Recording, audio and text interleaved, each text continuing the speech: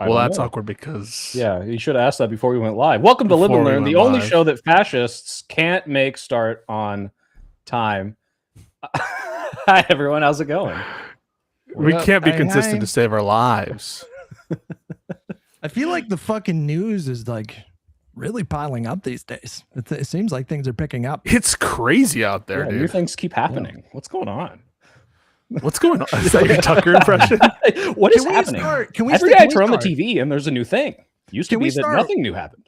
Can we start with maybe the most corrupting a president has ever done ever? I think we can do guys that. do you guys know what I'm talking about? Guess. Yeah, Please I go, think what I am know what you're talking about. Wait, yeah, which thing? You're talking about a sitting alleged president of the United States suing his own government, I am talking about that. Yeah. deciding to settle with said government on both sides of the V as plaintiff and defendant for $1.7 plus billion that he and his cronies and insurrectionists are going to profit from. That must be what you're talking about. There's more to it too, though. There is. you So talking there's about like the a January 6th board part? of people that are in charge of dispersing the cash, and Donald Trump has, as part of the settlement, has reserves the right to fire any of them for no cause whatsoever. And on top of that, they've agreed to stop any ongoing IRS audits into him or his businesses, Of course. and I think his kids and their businesses. Well, And that's only fair. I think it means like forever. Am I wrong about that? Did I get that wrong? Pisco- Yeah. Didn't they get around a judge ruling on it too by dropping like something? I didn't catch that. Did you catch Yeah, that? so there's some procedural fuckery. I think I'm picking up what you're putting down. So one procedural fuckery they're doing is they're just dismissing the case, and the judge doesn't have like a lot of discretion to like not let that happen. It's unlike in the criminal context. I don't know if you remember what happened with former Mayor Eric Adams, where there was this big kerfuffle about dropping the case because that was a criminal case. You actually need to have permission from the court to do it. But here, a lot more discretion to the person bringing the plaintiff, who of course is Trump himself. So that's one aspect of it, which is like it's unclear who would have the ability to sue or come to a decision on it. I know that there's like some Democratic representatives who I think are trying to file a lawsuit, but it's pretty out there, blatant corruption. And just to let you know, this was in like the same time period where Trump himself in his personal capacity is like directly buying NVIDIA stock after his government is doing like, or before his government announces some like pro NVIDIA action on a merger. So pretty corrupt. Guys, maybe I'm confused on this, but is this just happen to be similar figures? I was aware that they were suing the IRS, but also is there not this fund? Is this where the fund money is coming from, where he's paying out allies and the January 6th people, or is that It's just completely taxpayer money. It's Okay. just This is coming up. this is like, yes, directly taxpayer money. At a time, you have to think about it, right? Like he is net, what do you want to say? Negative 45, negative 50 on the economy, something crazy like that, something like pretty historical. And while everyone is pissed at him and while everyone is pissed about prices, he's essentially giving himself like a $1.7 billion slush fund. And of course, unitary executive, as such mentioned, how wouldn't he have the control over who's in charge of, the trustee or whatever? But also, there was reporting this week that he is doing a shitload of stock trading as president, and I think he's made $750 million just in the first quarter. Am I getting that part of the story right? Lucky guy. I think he does It's pretty not. lucky, yeah. I just straight up think he does not give a flying fuck about public approval. He is just like pilfering this country for every fucking penny he can while he's still in office. Why And he's not? just like, I'm not surprised. I said it Yeah. on election night. These guys are going to rob the place blind. They're going to take everything that's not bolted to the floor, and that's going to be the biggest thing they accomplish. Everything else is a side project. Well, as funny as it was, I think you kind of got wind of this when he's on the plane talking about how he's not going to go to heaven. And he's like, oh, wait, this guy's not running for a third term, even if he could. He thinks he's going to die soon. So His hand, the Horcrux is spreading, guys. I don't know if you guys have seen it, but the hand's not looking so good. And dude is just now falling asleep every single day on the regular. I think we're doing like a live sleep counter, and he's like, I think already exceeded Biden where he was at this point. Someone can correct me if I'm wrong, but his health is, let's just say, not in the best shape right now. Yeah, if he dies significantly before balding. Biden, that'll be such a big W for Biden, being like, you said all this shit about my health, but look at me. True. Still kicking it. Still mentally able to think. I think this story about him plundering the treasury to give himself and his criminal friends nearly $2 billion. I think this has like a potential to be like a really big story going into the midterms.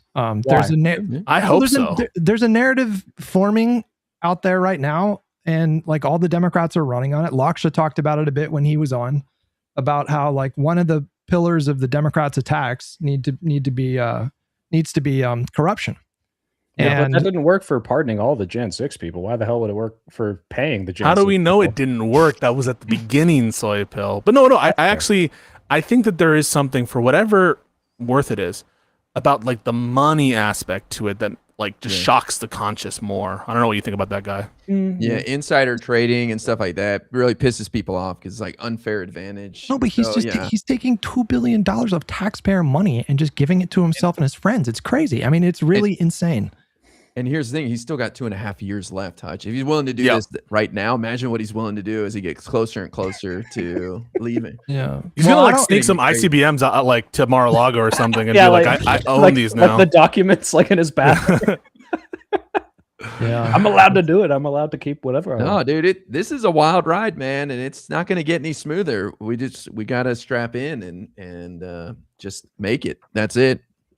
Well, I mean, it is always important. Oh, go ahead, sir. I was just gonna say, I don't think the Democrats should do what they did last time, which is like they took the majority in 2019. They didn't initiate impeachment proceedings until the Ukraine stuff popped off, and I want to say August. I think like literally day one, as soon as they're handed the gavel, just start initiate impeachment investigations, inquiries about the looting the treasury for this fucking crazy settlement, and then the insider trading is just like so fucking blatant. It's just unbelievable. It is important though, when our favorite quote unquote alleged corrupt family member insider Hunter Biden is doing a little bit of an interview with Candace Owens. It's important, again, always to take into consideration that we shouldn't be normalizing the level of depravity and corruption that's existing now, and that every day there's something that drops from the administration that is more corrupt than the worst allegations against Hunter Biden and Joe Biden and Hillary Clinton. I mean, what we're talking about here, just like in a week, the stock trading announcement came out about NVIDIA, what's going on with this like slush fund, and even more and more insider trades that correspond with the Iran stuff is fucking insane, man. So we can never lose sight of that. And that's, I don't know if we should go into the next story. I mean, that is why I just think corruption is such a hard line for me, and why I don't really tolerate any tolerance of it from Republicans or Democrats. Yeah, 60 Minutes did a piece last night on the insider trading, and it was awesome. I recommend everybody check it out. It's on YouTube. It's astonishing. It's really shocking. It's like shocking. And meanwhile, the other, I think, really wonderful contrast is JD Vance, right? Because he doesn't know what else to do with his fucking life. He's seems to have been more marginalized in the foreign policy conversations. He's the fraud czar. And so every day this Joker is over here posting about like different frauds they found or how easy it is to find fraud. All the while, it's like having, I don't know, the Hamburglar behind him, like an endless series of Hamburglars just going out with American taxpayer money. And I think that's a wonderful contrast as well if JD Vance is planning, has any presidential ambition, which of course he does. He was asked about it, actually. Where's the private chat there? There's a clip that just popped up on the feed an hour ago. You want to put that on the screen? The great thing is Trump is not loyal to Vance. You saw it with Lauren Boebert. You saw it with Marjorie Taylor Greene. And that's what I love, because I just know that at some point Vance is going to piss Trump off. All right. Watching this? You guys hear it? Yeah. The Justice Department has this new fund that was announced today, $1.7 billion. Yeah. Why should taxpayers pay for the January 6ers? Well, it's been very well received, I have to tell you. I know very little about it. I wasn't involved in the whole creation of it and the negotiation. But this is reimbursing people that were horribly treated. It's anti-weaponization. They've been weaponized. They've been, in some cases, imprisoned wrongly. They paid legal fees that they didn't have. They've gone bankrupt. Their lives have been destroyed. And they turn out to be right. I mean, it was a terrible period of time in the history of our country. There's Mark Cuban just inching off screen. They've been working on it very hard. There's been numerous other occasions. What's over up the with years RFK? where things like this have been done, but these were people that were weaponized like he's and gonna really explode. treated brutally by a system that was so corrupt, with corrupt people running it, and they're getting reimbursed for their legal fees and the other things that they had to suffer. Yeah, please. Is it really going for January 6th, people? Yeah, you know, that's like why I knew about it. I thought it was like for his, like literally for his friends or whatever. It's both. It's all of the above. January 6th people. It's going to like the people investigated under the Russia collusion stuff. It's going to like his friends. It's literally that's why it's like insane. We're paying people for insurrect the government. Like that's what we're doing right now. I don't know if I am like white hot on the inside. I don't know if I've ever been like this, like filled with rage for like the idea of. So he's gonna give Jan Sixers like what, like millions of dollars? Like what? How much are they? I'm gonna pay their legal fees. I might lose. Their lives have been ruined. Jail, but well, Hutch, I actually now want to make the connection clear to one of the topics that we have to talk about today, and that's Jared Polis, because I carry that rage and that fury, and it's kind of related to the conversations that we had like some months ago, Hutch, about like keeping, in a democratic post-Trump world, keeping the administration accountable, keeping them like actually, put them in jail when we can, actually targeting them, actually having punishment and judgment. It really does seem to me that the few methods that exist that are known to be viable are state prosecution and state actions, right? And in that context, when Trump is basically doing an attack on our overall system, he's imprisoning people for First Amendment violations, and he's stealing from the government. In that context, for a Democratic governor Tisco, before we get into this, Orbiter of the show wants to ask you, because it says, update, Judge Williams has officially dismissed Trump versus IRS. So does that mean that the Dem motion for Williams to try to block the $1.7 billion is now tossed too? Legal expert Pisco, can you comment on Josiah's question? Okay, so this is me just going off of Josiah's super chat, and so Josiah if the order of operations, right? If the order of operations is the case is dismissed, then the case is dead. The case is dismissed, all right. And so any motion under the case, I mean, it's just moot. That's my like initial Civ Pro reading of it. I could be wrong, but going off of that information, I would think it would be moot. Okay, so hopefully, and you would need to find some other person with standing or something. Here's the problem, though, and this is why it's an ingenious plan. Really, it is in some ways. There's like limits on taxpayer standing in Article 3. Like just, you would think just a random taxpayer, right? You're able to sue the government because anytime your funds are being, like funds that you would pay into are being spent in an illegal way, wouldn't you have an injury to sue the government? But the courts have made it clear that like you don't have just regular taxpayer standing. So I'm not sure who's going to be able to sue to stop this, which makes it scary. It is scary. And before we get into the Polis stuff, I mean, like, can we give the background a little bit of like really what happened here? Because I had heard of this, and maybe you guys can provide extra context. But like looking and reading the story the past couple of days, it looks like this woman essentially bought into the election lie stuff. Literally did like the most corrupt stuff that they're accusing Democrats of doing, which is go in, switch off the security cameras, and have someone illegally acquire hard drives from voting machines. Mike Lindell. And work with the MyPillow guy. And this is the county clerk, right, of the Colorado. This is the Mesa County clerk. That's right. Right, of Mesa County. So she's stealing election data. She's committing election fraud, essentially, and fabricating like this 2020 election stolen lie, and gets accused of multiple felonies of trying to like mislead the public and like fabricate all this evidence. Goes to jail for what, 9 years? I think was her sentence. And now sentenced for 9 years. Yep. Jared Polis, the Democratic governor of Colorado, Democratic governor, is saying, no, I'm gonna commute your sentence to what, 2 years? I think 4.5 or something. She's slated for release in June. She will have served 2 years, and then she'll be on probation for like 2 years. So he's calling it like a 4-year sentence. Why is he doing this? And also, why did we, because I didn't know about this a couple weeks ago, why the fuck didn't we shit on Tim Miller for saying he wants Jared Polis as like I think I said something. Yeah, I said something. I wish I had known all of this at the time. You can see me holding my tongue when he says, "Yeah." You fucked out, Pisco. I would have yelled at him. No, I think I did say something later on in the show, but it's really important to see, because I think Polis is being openly deceptive about this. First off, it's in like, get some of the groundwork here. Colorado has been specifically targeted by the federal government and not given access to like federal funds. So Trump is purposely extorting Colorado.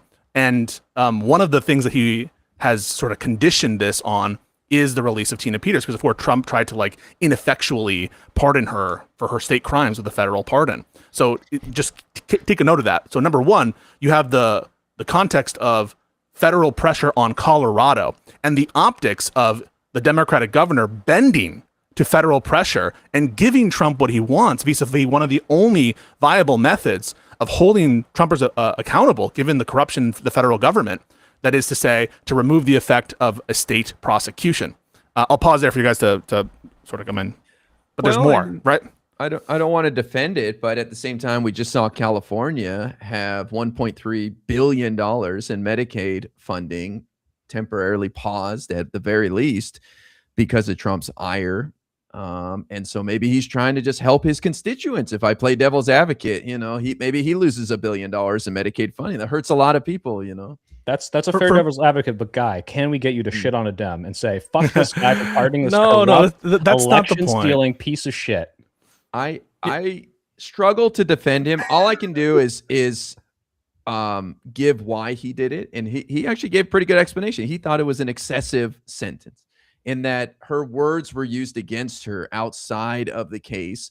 And he's trying to be some sort of free speech warrior or something. Honestly, I don't know what the reasoning is, but everybody came out against it, including the attorney general of the state and the secretary, including the commutation board, which gives recommendations for them. Yeah. Well, do you think 9 years is excessive for trying to fabricate, evidence that you stole the election?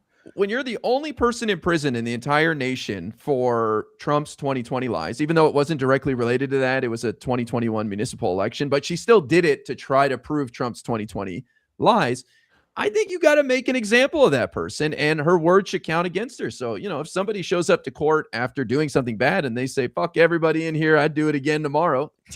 I want to hear what Hutch has to say, but I just want to, I agree with you that you have to make an example of her. But even beyond that, I don't agree with the First Amendment rationale. If I agree with the First Amendment rationale, I might think differently. I don't agree with the appeals court and the decision right there. The reason is, and it's the same reason why I think Polis is being deceptive when he says there's no connection between 2020 and this, is of course there is. There's number one, the connection in the motive, which you already spelled out. The motive is related to 2020. And that, of course, is wagging the whole dog here. And so just like you would, for example, under the First Amendment test, be able to consider whether or not you're likely to repeat again based on your motive, right? If someone is doing a crime based on race and they continue to profess racist beliefs afterwards, we have case law that says you're allowed to consider that as a judge. So this is a normal thing, in my opinion, for the court to consider. But even if you don't agree with that, he interfered in the process of the trial court doing the resentencing, right? So the appeals court said, go resentence. And instead of letting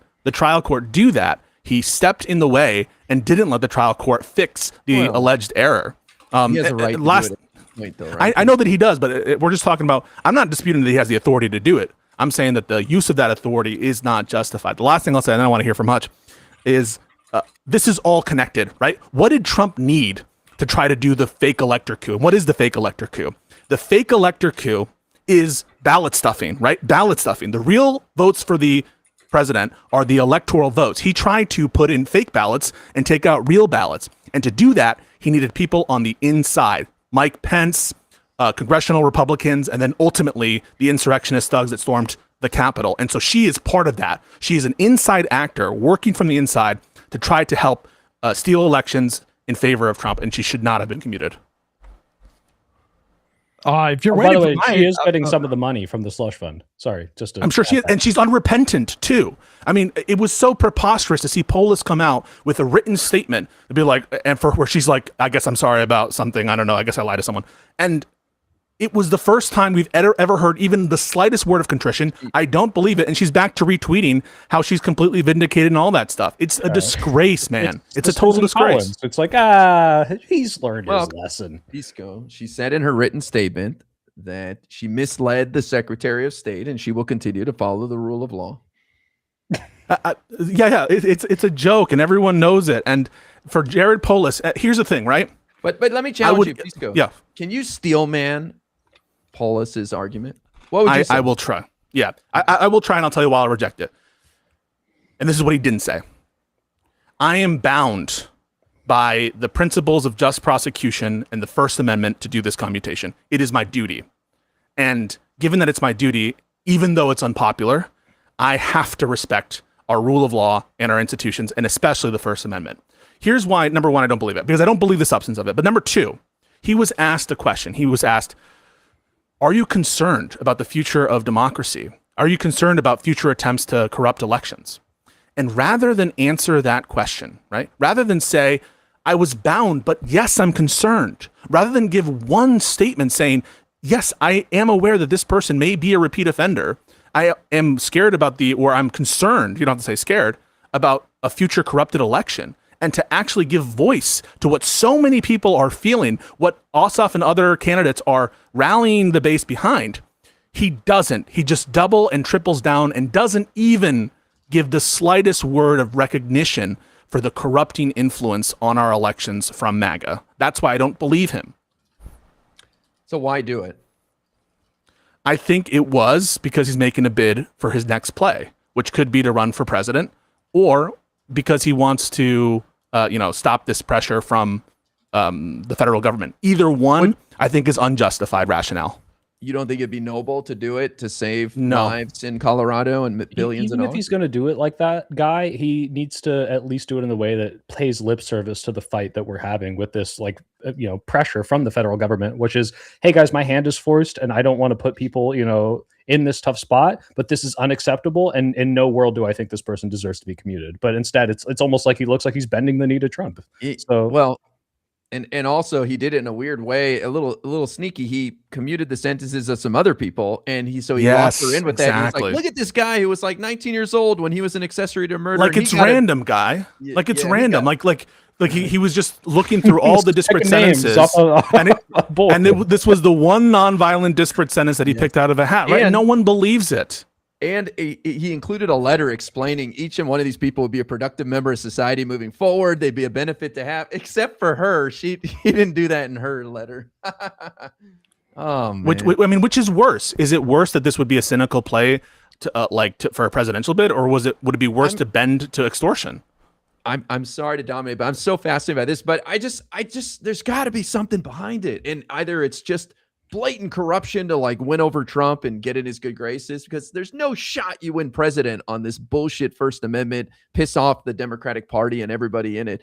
I just don't get it. So I'm just trying to understand. You get the Tim Miller constituency. So I really don't think let's get Hutch in here. Let's get Hutch in here. No disrespect to Tim Miller. Yeah. I'm disrespecting Tim Miller for his choices. I explicitly clip this. Tim Miller, you fucking idiot. You'd think Jared Polis would be a good president? Fucking shut up.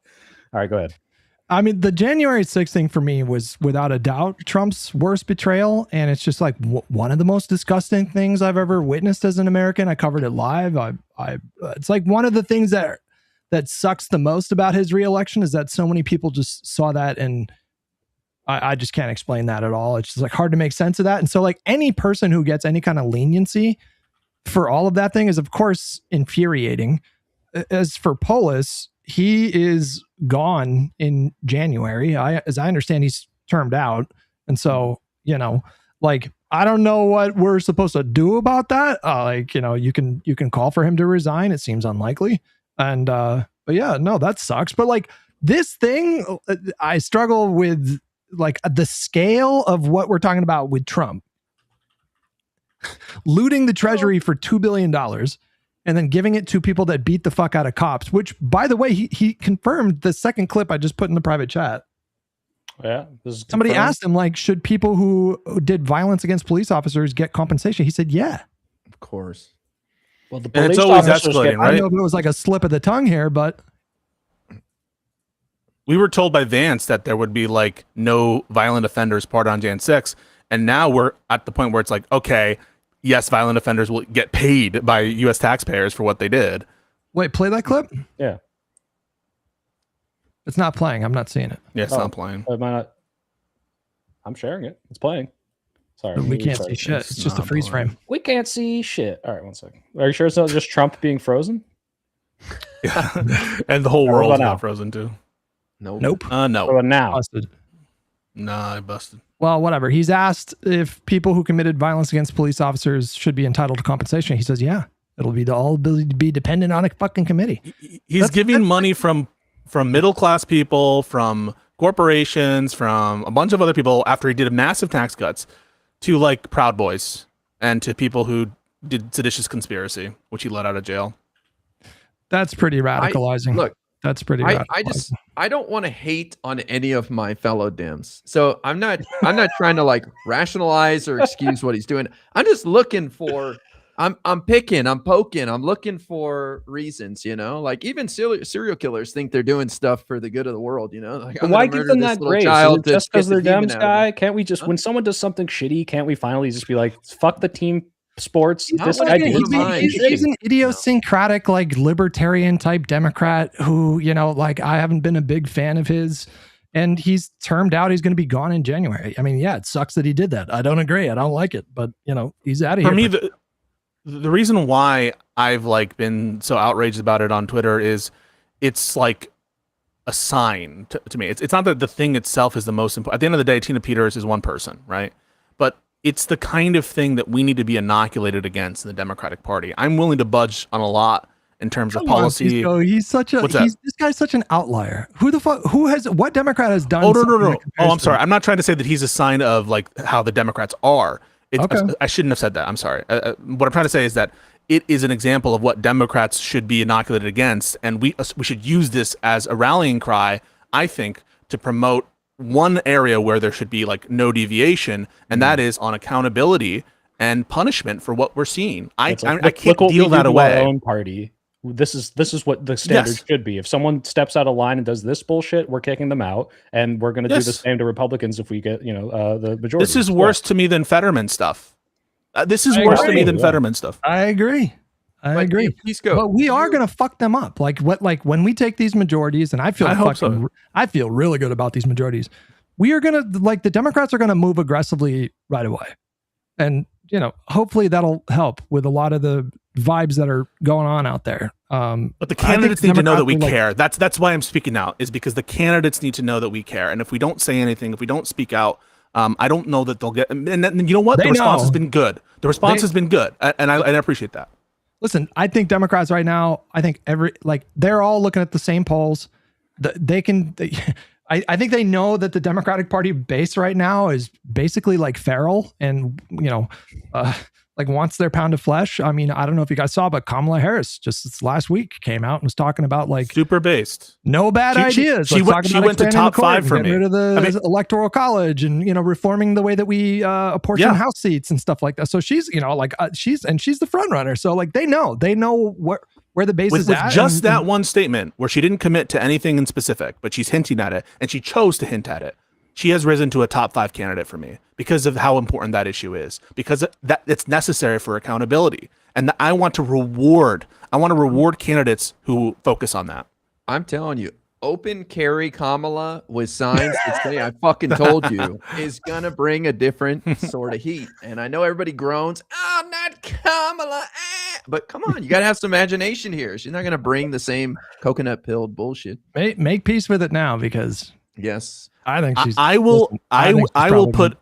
Going to be I think she's running for sure, and I think she's going to win. I think she's probably going to win. Oh, really? Oh, yes, I do. You're calling it now? 2.5 years ahead? Is this an official Hutch call, or is this an initial? I just lock it in. Wait, Hutch, you like gambling, right? Let's gamble. Do not. On this, I think Gavin Newsom has a hard cap.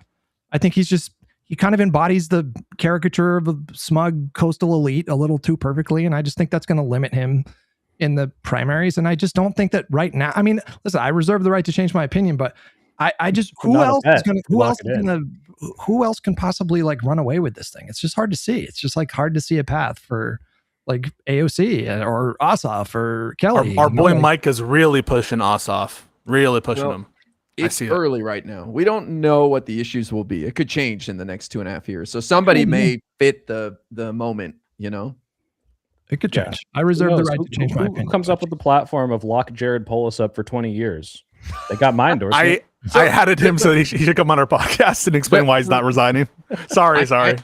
I appreciate what Hutch, not giving you a hard time, Pisco, but just like checking the criticism in general, because I think what we're going to see a lot more of moving forward is both sides, because these MAGA Trump supporters, they don't want to admit they were wrong. They don't want to join us on the left. They want to say, oh, they're all corrupt. They're all liars. They're all shitheads. And so you're going to see this sort of like, I think, rising chorus of both sides. And I think it's important, like Hutch said, that we differentiate ourselves even when we criticize our side, saying this isn't who we are. This is a rare instance. Yeah, no, I agree with that, and I would still vote for Jared Polis over any Republican. I mean, I would vote for Jared Polis over Thomas Massey. I would vote for Jared Polis over my probably favorite Republican that I can't even think right now who is like a principled Republican left in the national stage or in the state stage. So I'm not saying that like this would fundamentally change the calculus. I would begrudgingly endorse Jared Polis if he became the nominee. But I will say I am not going to endorse a Democratic candidate for president who does not commit to large amounts of structural reform and accountability. Those are my top issues. And so that's why I appreciate so much Kamala raising it, right? And unlike other Democratic candidates who I feel sometimes will shy away from those topics, she raised it, and that is a big difference, and one that I'm excited about, and I really am excited also by the polls. I mean, Hutch, you must have had like an aneurysm when you saw that New York Times Siena poll. It's not at all surprising for anyone who's been paying attention to the trajectory of this administration. It's been obvious for a while that that there's a mad king at the helm of the ship, and the rest of the Republican Party are completely beholden to him. We saw Cassidy; he's like this longtime senator from, where's he from? Mississippi. Louisiana. You know, he dared to vote to impeach Donald Trump in 2020 and or 2021, and now he's out of here. And it's just like none of them. And it's funny because like none of the Republicans that maybe want to run in 2028, none of them know what to do right now. They're all in a holding pattern because you know they're waiting for Trump to see if he's going to try to run for a third term or endorse Don Jr. And so, you know, like he's fucking the party logistically, but he's also just like fucking the party optically. And what's emerging right now within the electorate, I think what's happening is we are shaping up towards one of those rare moments where the Democrats can win with such a big mandate that they can do big things.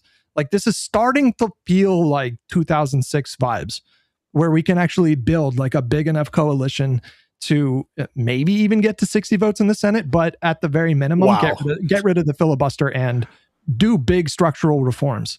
And, you know, that was not 2021. When Biden was inaugurated, he did not have that kind of mandate, and he got done what he could get done.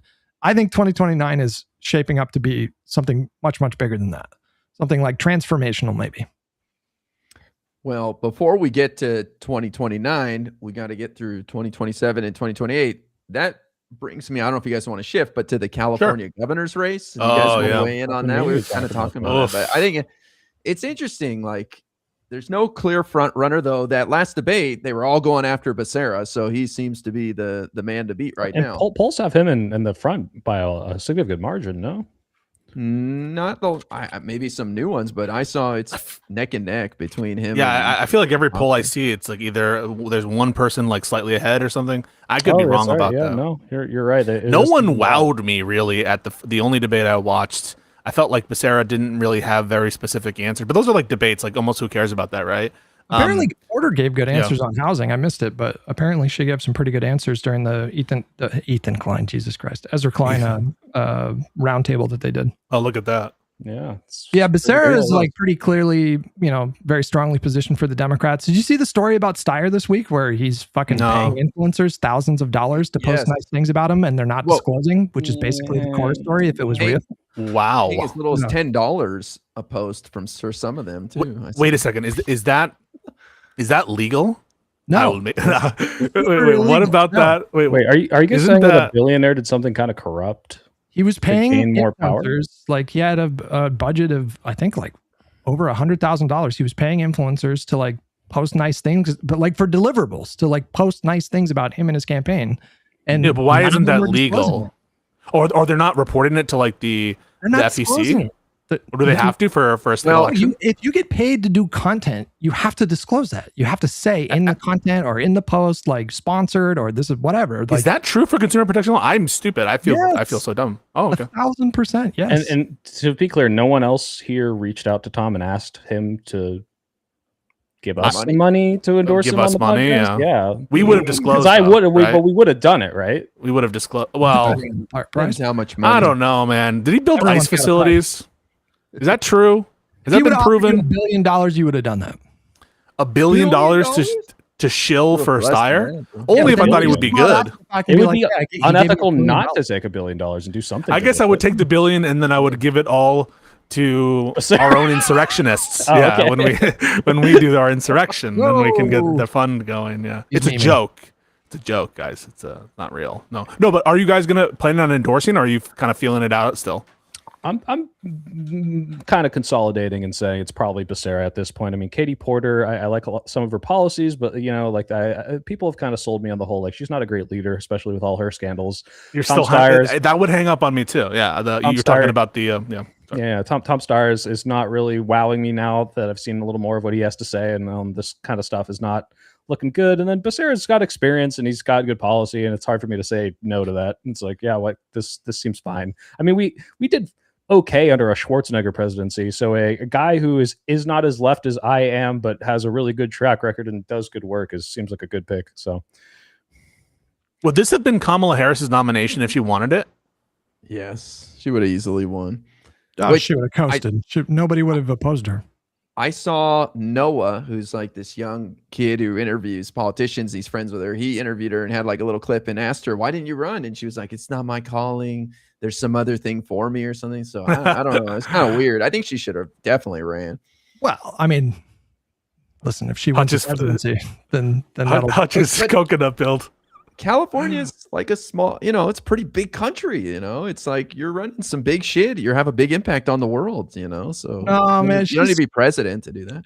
She's scrappy though. I mean, people forget, but she's scrappy. And I think as soon as she said she wasn't running for governor, I think it was like really obvious that she was going to run for president again.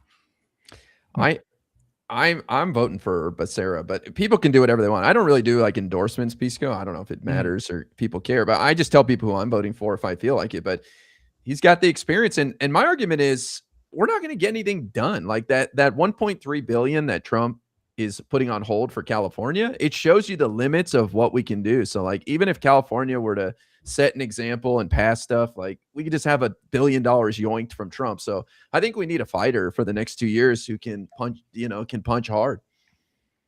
I was having dinner with a friend, like a mutual friend this weekend, and I asked them about like who they wanted for the primary, and we were talking about Newsom, and the person was like, yeah, I just don't like that Newsom hates trans people and vetoed single payer. And I was like, oh my fucking God, my personal life is melding with my work life here.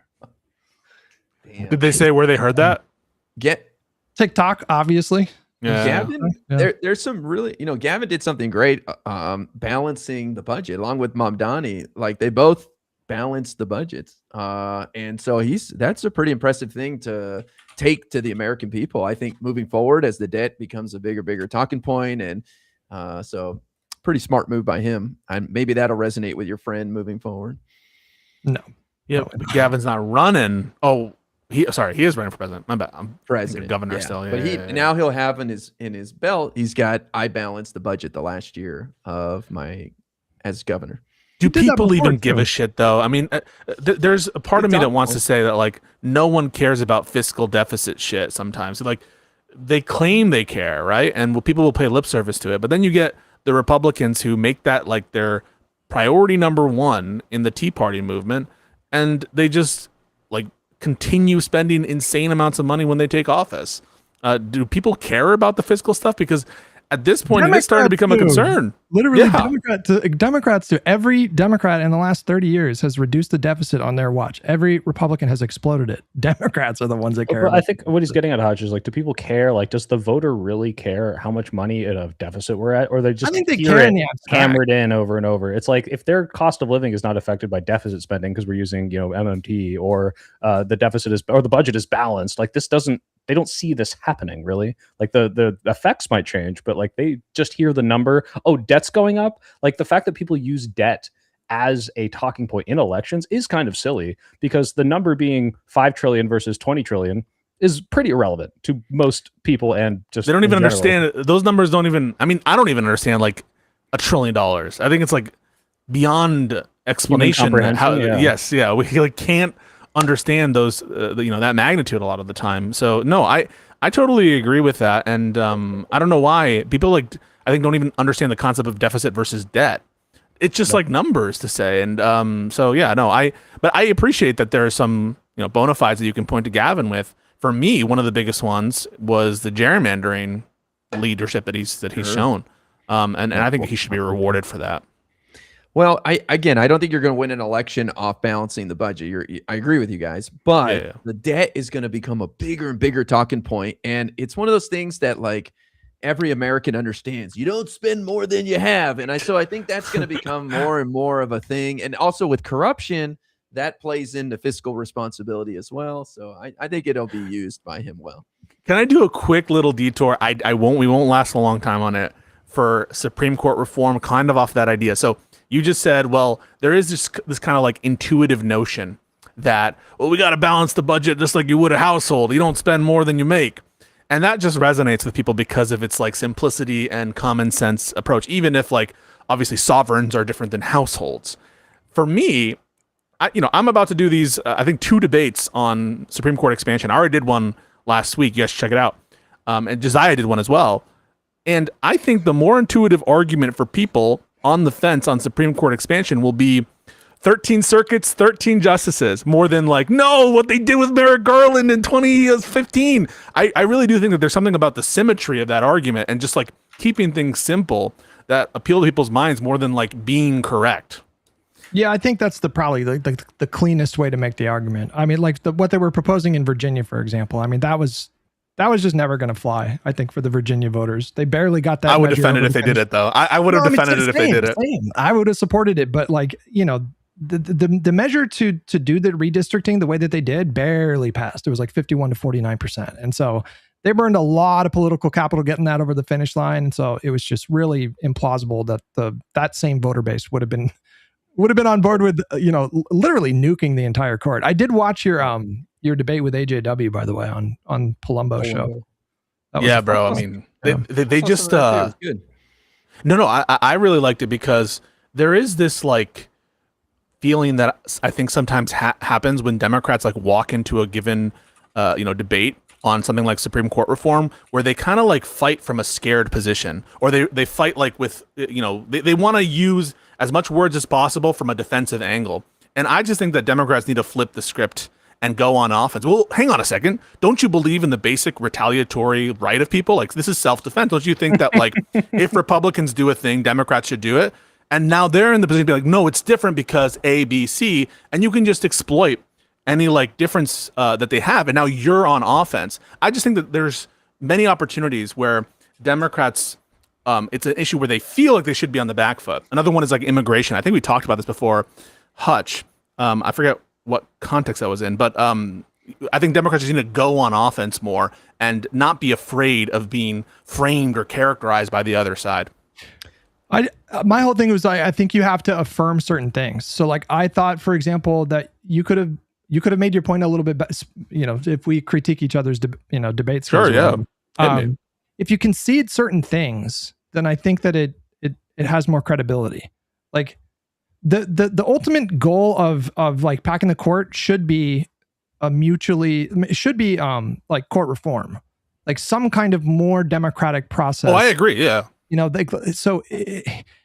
think you should just concede that it is a race to the bottom. Like if we commit to like packing the court, then that will, possibly irreparably harm the credibility of the court, which, it's not even great right now. I think approval for the court right now is like under 20%. Well, that's just that's where an area where I just think that there's lack of clarity on like what people are saying when they say like the Supreme Court has no credibility.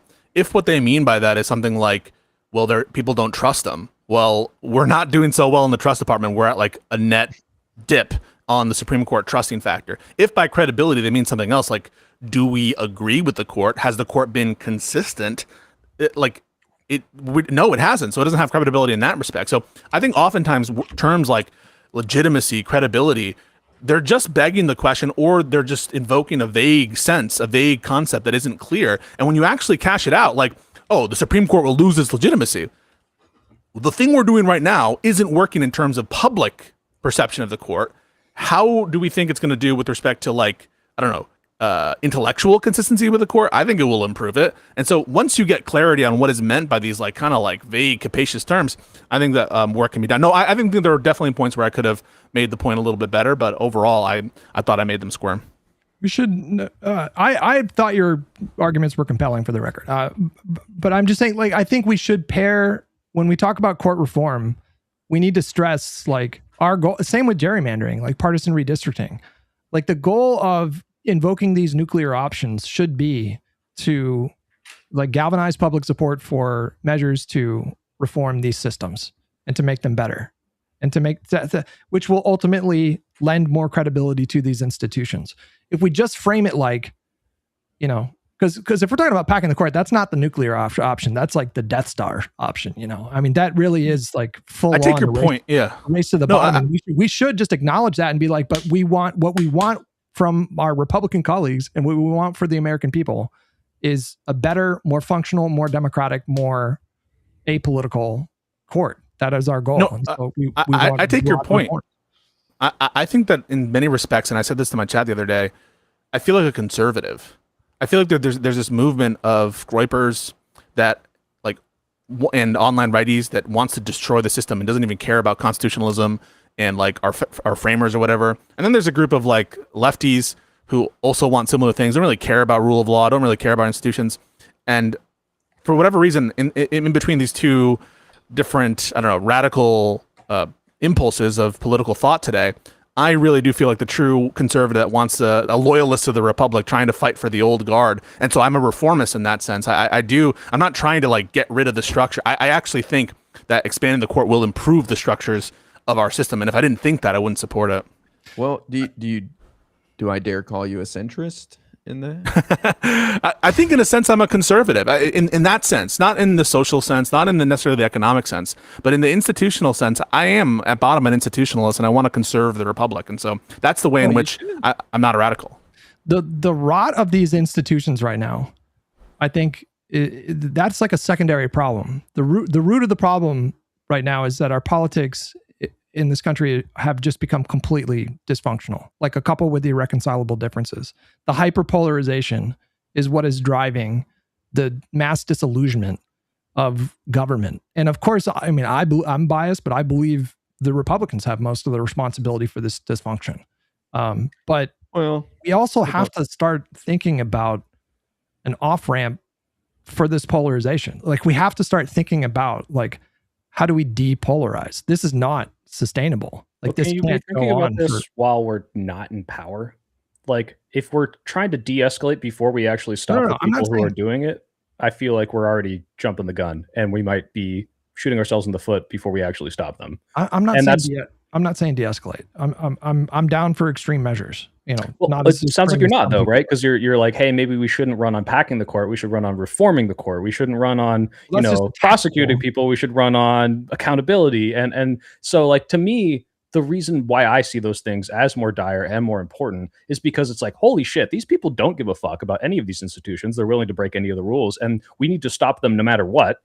Maybe we don't need those drastic measures, but we should be telling people we're going to go the distance if we have to, and then we can reform stuff. And so if these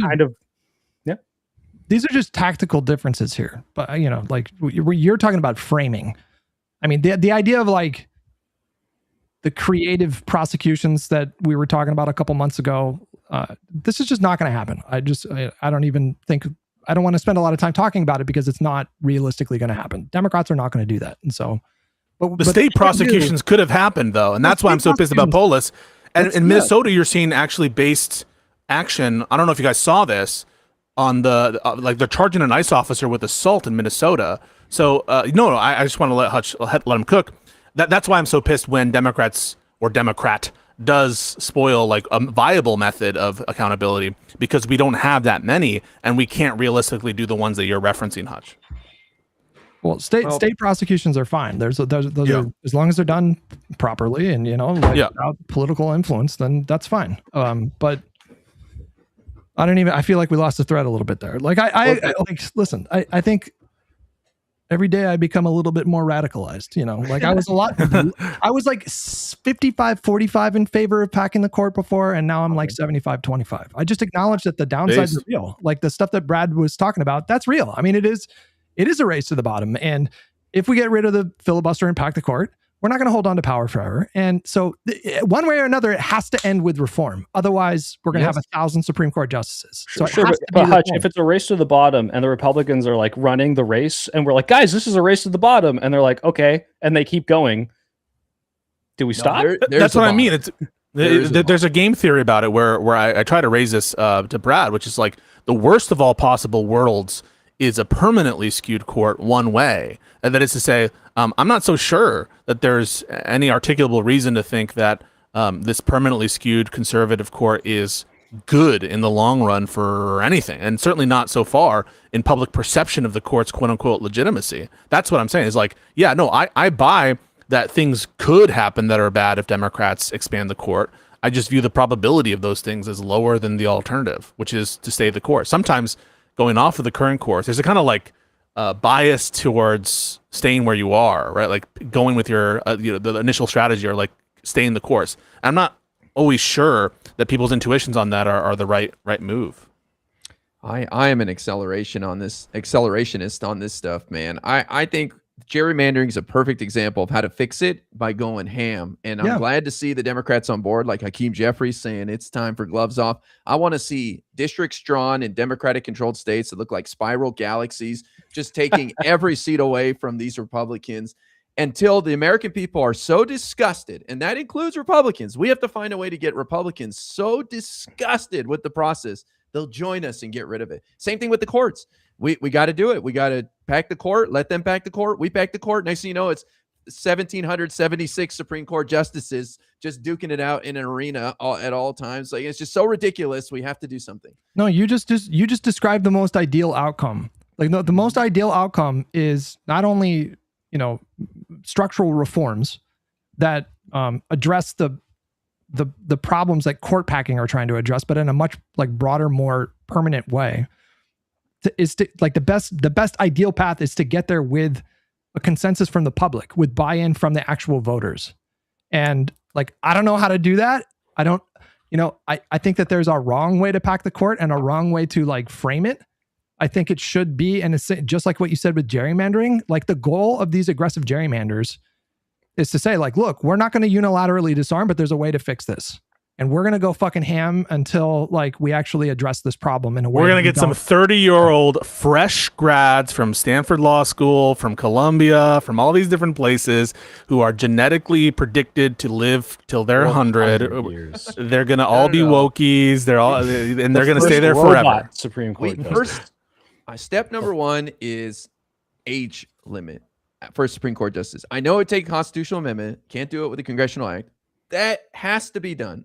We're the only country in the world, I believe, that has this, you can live forever on the Supreme Court bullshit. And we got to get rid of it. It's like a morbid game. Everyone's betting on someone to die, and it's like a death pool. But people... No, I agree with you. Yeah. Like, it divides us so much every time there's an opening, because people know this guy's going to be on there for 30, 40 years. And we just can't have that. 18 years max. Period. I'm actually surprised there haven't been more like assassination attempts on Supreme Court justices. Whoa! First of all, there have been. I'm Lefty, hey, Lefty. Kavanaugh, come on. Yeah, Brett Kavanaugh, come on. Come on. No, I know there have been. I just think it's crazy that it's like, when like there's been so many on presidents, and it's like, yeah, well, they're gone every 48 years. These guys are there for life, and I guess it's just like not salient with the public of like how much these people affect your life. Yeah. True.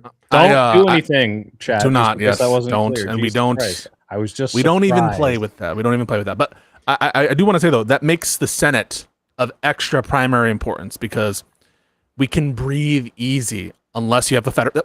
Sorry, we need to have a 1 Senate margin. I just realized Fetterman could fuck us over if there's a vacancy on the Supreme Court. We're gonna win we're gonna take the Senate with fucking 52 seats. Mark my words. Watch. Oh boy, We are gonna run the fucking board, you guys. I don't even care. Plattner's a shitty candidate. Syed, I think, would be a weak candidate. They're both gonna win because like it's getting so profoundly bad. It's getting worse and worse and worse. Wait, and worse. why do you think they're shitty candidates? Plattner, I think, is a shitty candidate for obvious reasons. Syed, the tattoo. I think he's. I mean, policy-wise, I don't think he's shitty. I think he's obviously got some major character flaws and bad choices, but like he's not oh my god, I can't believe anyone would support. There's a reason he's popular. And like, what about Saeed? What's wrong with him?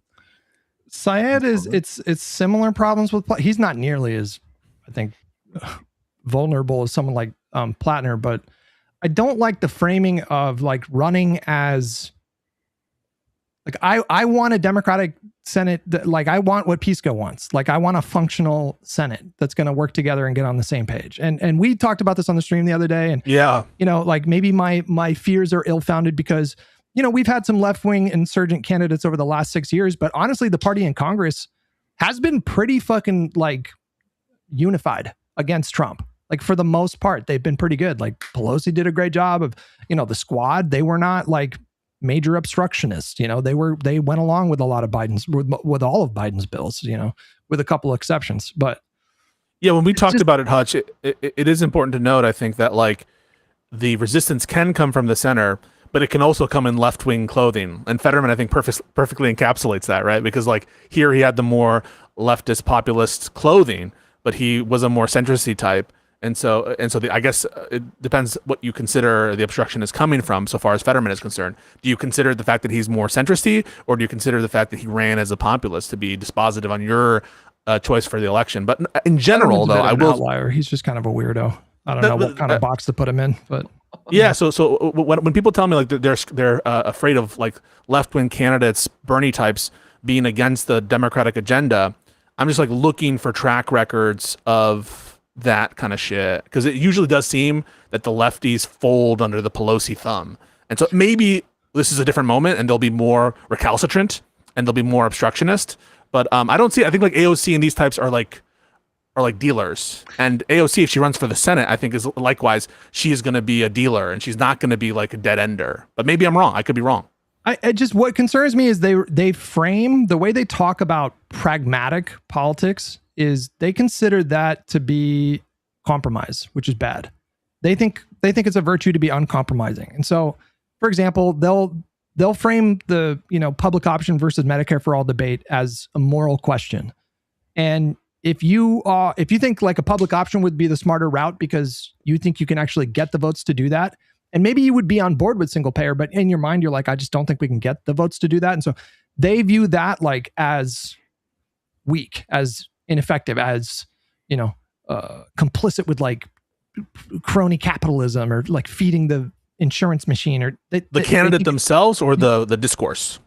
Their rhetoric, like Syed and Plattner, that's how they frame these kinds of things. And so like if you're in favor of a public option over Medicare for all, then they think that they frame that as like evil. And I just I don't care if you're super far left, just be pragmatic and yeah, you don't want someone who goes in and throws grenades. You want someone to work with the team.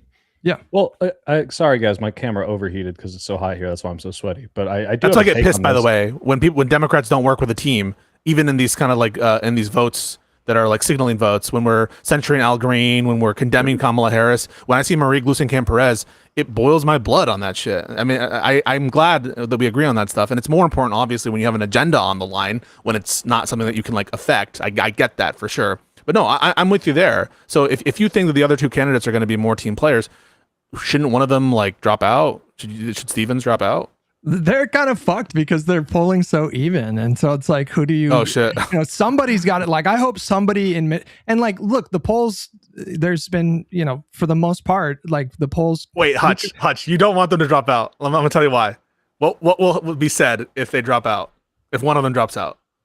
Oh God, they're gonna do the fucking super. Oh, Yes. they Super- consolidated. Yes, all over. yes, because no. Fuck that. They're like They they're rat gonna, fuck. they're gonna, Centrist Voltron. Like listen, they're gonna cry about that, but 2020. somebody needs to show real leadership in Michigan, and I don't know if It's also not Schumer. clear where the votes you go, know. right? Like if Stevens drops out or McMorrow drops out, like Syed's going to get some of that, right? So it's not clear of course, it's not going to be like 100% of those votes, but but, you know, can I jump in here on this whole like they view compromise as a vice?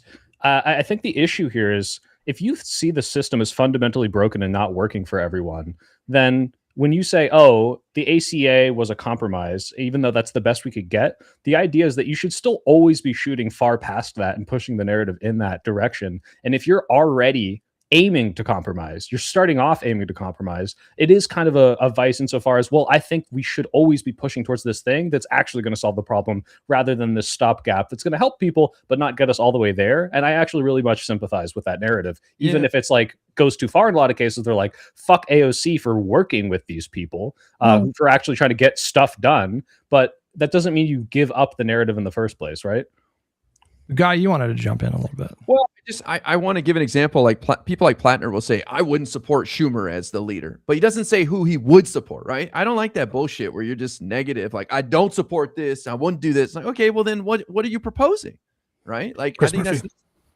that's okay, but then say it. I'd say I would put my support behind Chris Murphy. I don't like when people are just like, I'm a no. And I think that points to what Hutch was saying, that like these people are running on being people who drop grenades in the Senate and get celebrated for it. That's not what we want to send to Congress. We want people who are passionate, have big ideas, but want to work with the existing system and get shit done. And I when I hear Graham Plattner, I hear a lot of, the system's broken, it's screwing everybody. It's like, okay, well, what's your solution? Well, do you think fundamentally AOC ran on that and has gotten to a place where you can say this is an effective populist that is able to capitalize on that frustration with the system, but also do things and get things done? Because the Senate is a more august body. All right, it's an august body that needs more to court. No, I hear you, but he can develop. But it's a question, right? Whether Plattner will end up being a team player in the end or not, I think is what a guy is suggesting. I will note though, like I also want Schumer out of leadership, and so it's kind of a plus when you commit to that. But so does McMorrow.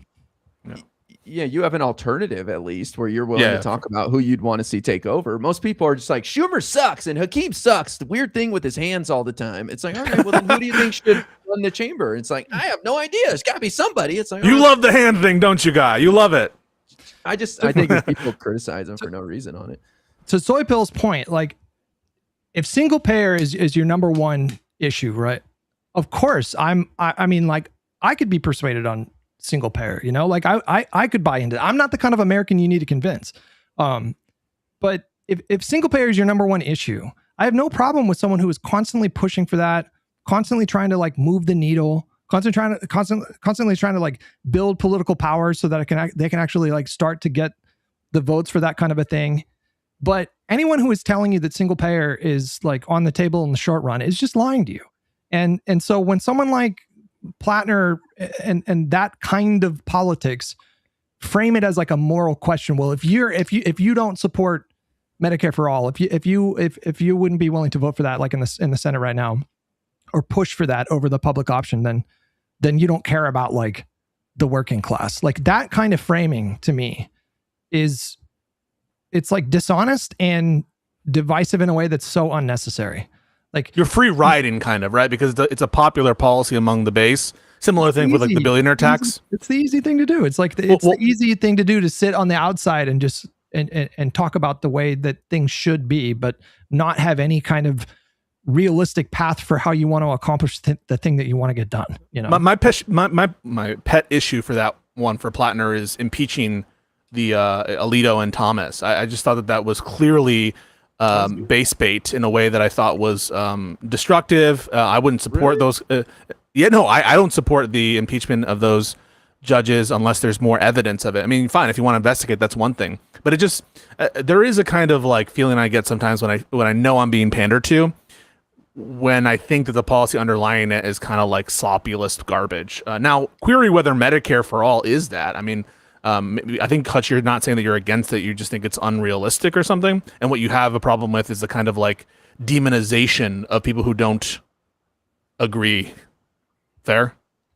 Yeah, they frame it again. They frame it as a moral question, and so like you could be pragmatic. You could be so Medicare for all. Like I don't really think Bernie's plan makes a lot of sense for America, but I like the idea of expanding Medicare for everybody. You know, like his idea of like banning duplicative insurance is like no other country does this, and it's just well. Then isn't it a moral question? Then I mean, I would agree with you that like if it's not realistic and if it's not going to like be implemented, then you shouldn't pursue it because it's not going to achieve the moral ends. But no, it's not that you isn't it a moral issue? It's not that you shouldn't pursue it. You can pursue it, but just don't demonize people in the party that are, fair enough, you know, are pragmatic about it.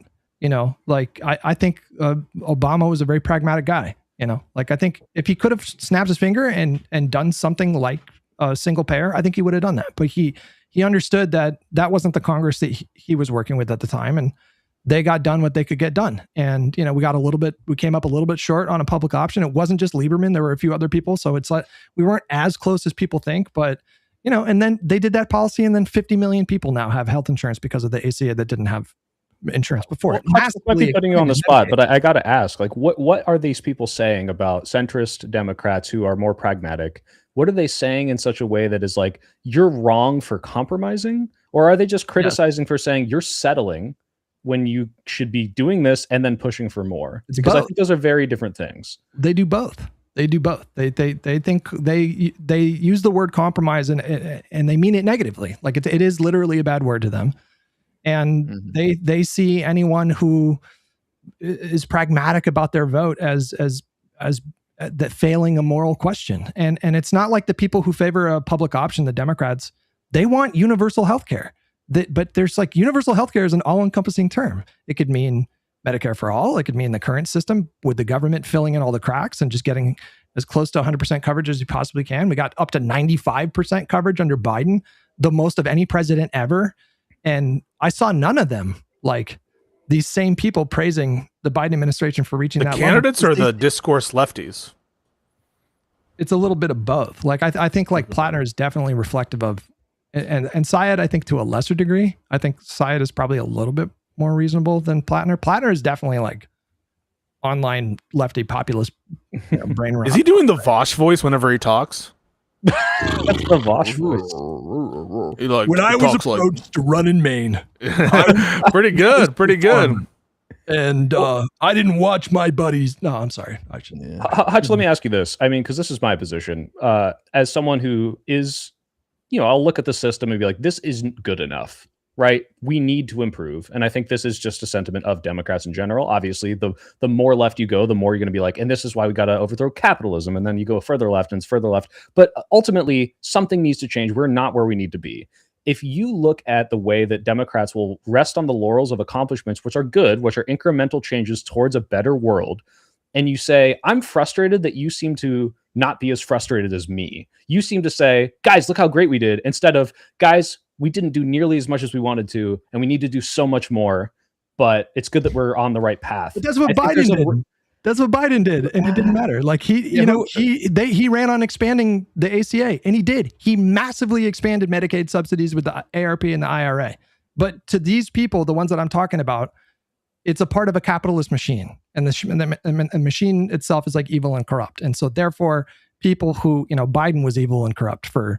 You know, it wasn't that he expanded healthcare. It was like he made the insurance executives richer. That's how they see it. And so it's hard to have because what you're looking at is Joe Biden did a thing that helped people in the short term, but ultimately is not going to get us where we need to go and might even be undone by a Republican in a few years. So I'm very frustrated that this is seen as like this huge win and not a minimal step in the right direction that is like one of 100 that we need to do, right?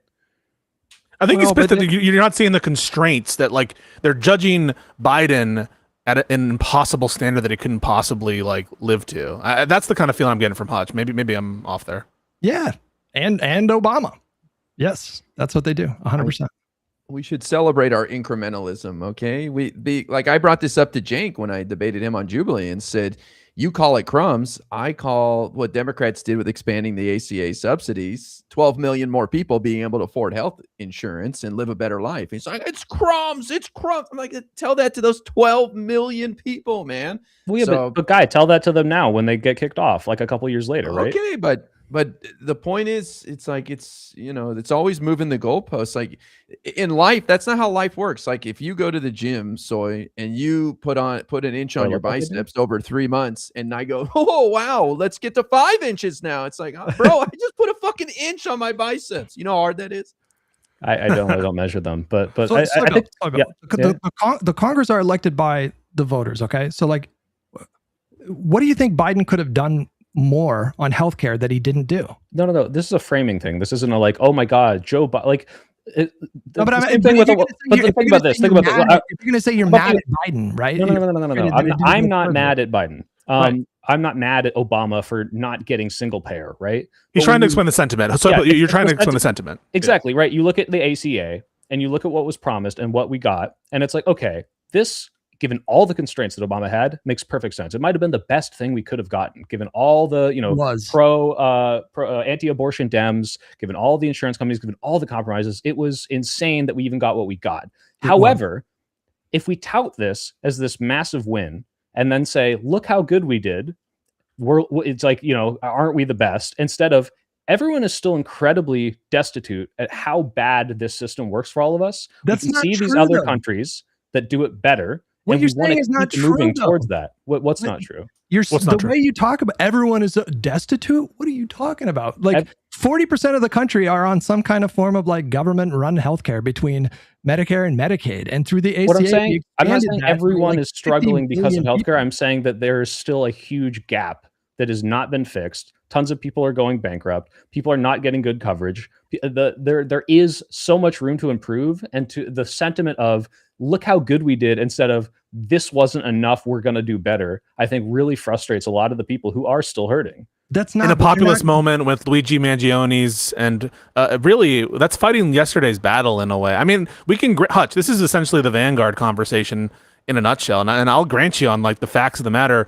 I think you have the better of the history and the constraints of Biden. I wish he would have been a little bit more combative, but at the end of the day, probably wouldn't have achieved much, overall in the picture. But can you understand that, like, at a time in which the country feels that the healthcare system is inadequate, that is their feeling, right? Whether or not it's true, whether or not it's like we're way better than we were, how do you propose that this, this feeling of not being vindicated vis-a-vis Obama or Biden translate itself into actual discourse or to the candidates? Because the things that you're describing are not mutually exclusive. You can both tout the accomplishments and affirm that we can do better. That's what Obama did. That's what Biden did. That's what Kamala ran on.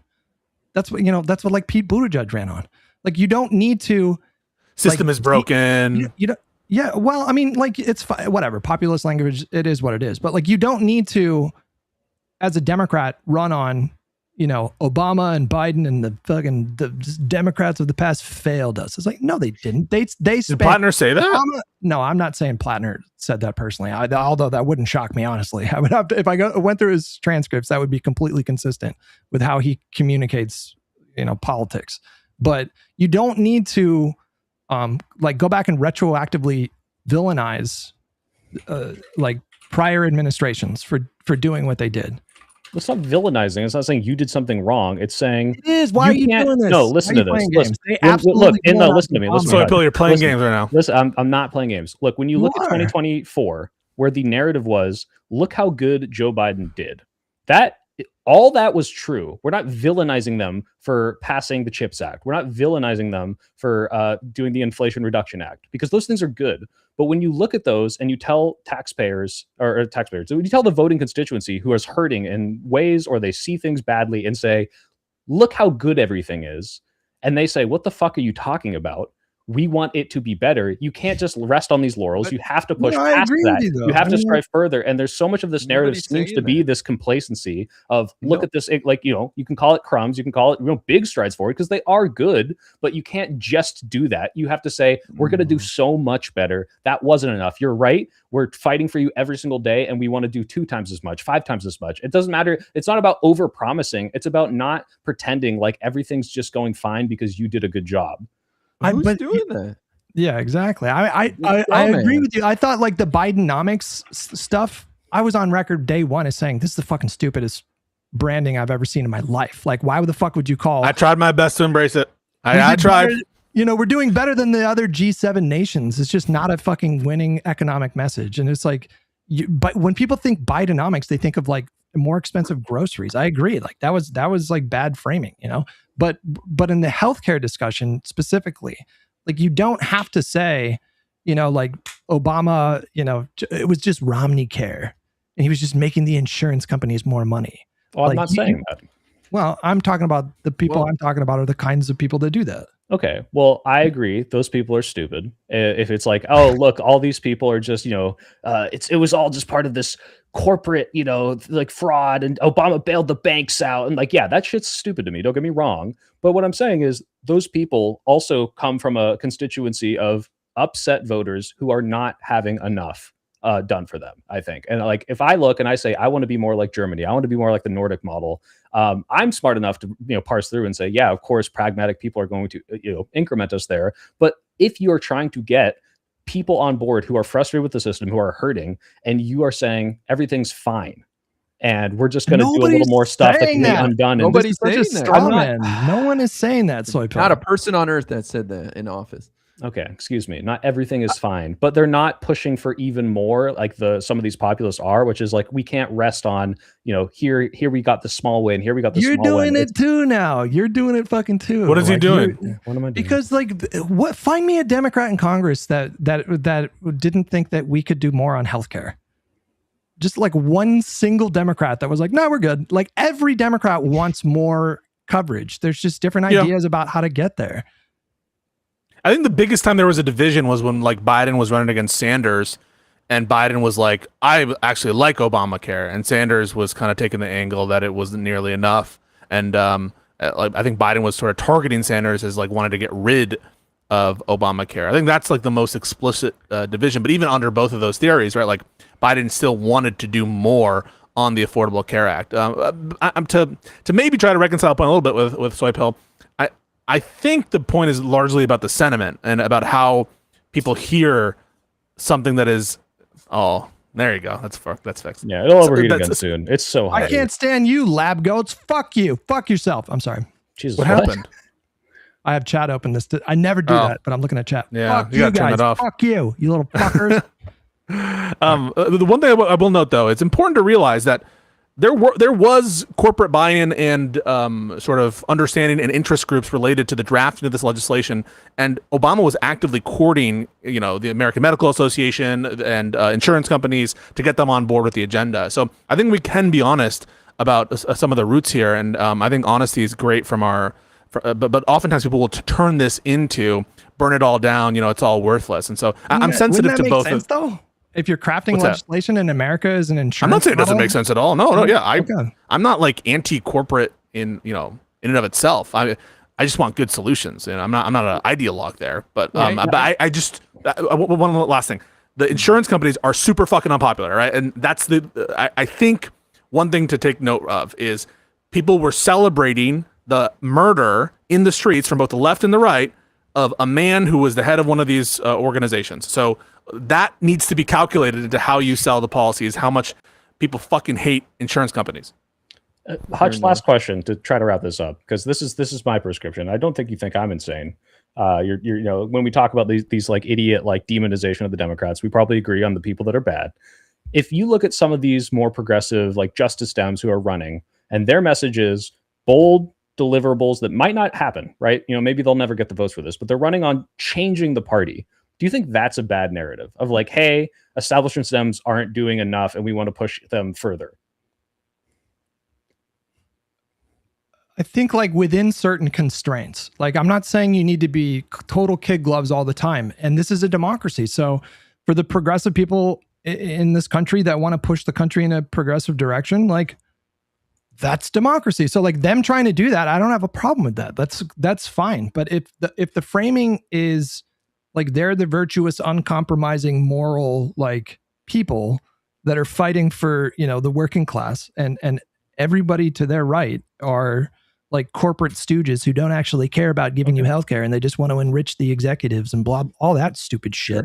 Yeah. Then if they're saying they're doing it because they're all bought out, or like, yeah, they're saying it because they're evil. Some of They these don't really care motherfuckers about are you. though. Some of these motherfuckers this are. happens sometimes, but honestly, I do think that narrative is brain rot and thought terminating. But if they're arguing, let's change the party and make them bolder and make them, push for more and more and more deliverables and not rest on the laurels, I'm fine with that. I don't. But they want to skip a step too, though. Like the way that you get there, if you want single payer, for example, the way that you get there is by electing enough people in Congress that are going to pass that bill.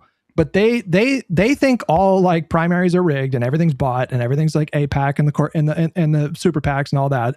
And there's kernels truth, which is like what gives them some legitimacy. How about the Massey race? Can we talk about it before we leave? I don't want to end before talking about it because let's do supers if we're going to move on to a new topic. Sure. We usually do those at 5. So real quick, we got to Josiah's. We got one from Taking Notes. This type of despotism will end the republic. The ability to act as an unconstrained sovereign given to a solipsistic amoeba like Trump. Wow, very verbose here. Will devour everything. Societies emerge from their constraints. So this is when we were talking. Very optimistic. Yes, this is exactly what Hutch believes. Correct. Okay. Maybe Chad gave a different super chat, but he's calling whatever he said before a joke, but maybe YouTube auto-filtered it because it might have been about something to do with Supreme Court justices. So sorry about that, Chad. Taking Notes again, the Supreme Court isn't required to have jurisdiction over any of these farmed up cases. Strip jurisdiction and create a randomized appeals court. What do you think about that, Pisco? The Supreme Court isn't required to have jurisdiction over any of these farmed up cases. Strip jurisdiction, create a randomized appeals court. I don't know that. I mean, Congress can obviously make exceptions to the Supreme Court's appellate jurisdiction. Oh, interesting. So does Congress? Oh, I haven't even heard of this, right? This is devious. So you would be making essentially exceptions to the Supreme Court's appellate jurisdiction under Article 3 to be like basically everything and just make the highest court of resort some other lower federal court. That's devious as fuck. I guess you could do that, but that would be like there is certain original jurisdiction that you couldn't strip from the Supreme Court according to the Supreme Court's rule in Marbury. I don't fucking know, guys. That's a good question. These are really interesting questions. This is pushing the limits of my Fed courts knowledge. All right. I don't know. I can't say anything about this, but if it works, it works. That's what It's devious. It's jurisdiction stripping. It's being proposed to jurisdiction strip from the Supreme Court and make some other court over which they'll have more control. All right, one from Super Billy here says, if the MAGA nominations for governor who aided Trump in his attempts to steal the 2020 election win in their respective states, is the 2028 election screwed? My quick take is it's not screwed, but if he puts more people in positions of power who buy into the 2020 narrative and they have, final say over certain, appointees or court cases or any of this stuff, it's going to make it a lot harder to fight back against it. And that's like the corruption that we need to be fighting against. Like these people should be excised from government completely. I know some people say every Republican that has ever supported Trump should never be able to run again. That may be a little extreme, but every Republican who's an election fucking denier, these people should never hold office ever again in their lives. Well, I just say there's a lot of parts that go into certifying an election, and there's a board of elections, there's a secretary of state, there's, county level, precinct level. So I'm not sure a Republican governor can stop the certification of an election. And if they did, it would probably cause huge problems. And also Trump, number one, might not even be walking this earth by the time the 2020 election comes because of his health issues, and who knows what's going on there. But also he may be so cancerous that people run away from him and politically, so they may not want to do his bidding. So who knows what'll happen. Anyone else? No tags. All right, last one here from American Analog. Canada figured out universal healthcare in 1971. 18 years later, we're congratulating Dems for the ACA, while tons of us are still struggling. Good luck courting voters saying how good you did in 2010. I mean, that's kind of the heart of what I was getting at. I don't think that's what Hutch is saying, though. So I'll. That's how it's perceived. Fuck off. Yes, I know that's how it's perceived. What Hutch is saying, but I just don't think that's what he said. It doesn't matter if it's what he said, because I know that's not what he said. I know. and that's what the voters hear. That's what I'm saying. I know that you're correct, and I know that's what he heard, but it's not what he said. I'm just saying it's not what he said. There's so many success stories from the ACA that you never hear about. You only hear the complaint. Like, think about the millions and millions of lives that have been changed through the regulations alone that came from it. And you know what this guy sounds like? This guy sounds like he's fucking privileged. That's what that sounds like. 50 fucking million people were expanded into Medicaid. 50 fucking million people. And you're over here calling that crumbs. Bad. You privileged fuck. I will just. You did Hutch, he's dead. He's dead, Hutch. He's dead. Hear me out, Hutch. I hate these people. If John McCain had decided to do something differently, that would have been gone. And that wouldn't have mattered. Yep. And so what these people are saying is, how are we going to say, look at all this amazing stuff? It's like, well, it looks like we were this close to losing fucking everything. And you're running on this like this is like it. We got it, guys. We did it. No, we didn't do it. We got a little step towards where we need to be, and we need to not keep doing fighting. Yeah, but Hutch is insane. Characterizing what I'm saying, bro. What you're saying. I'm saying that's how the perception of what the Democratic Party does when they because run. Because they're not listening. Is my point. They're not listening. They have I will say, wait. Can I just say something to American Analog? Their brains are all broken. I just want to say something to the American Analog.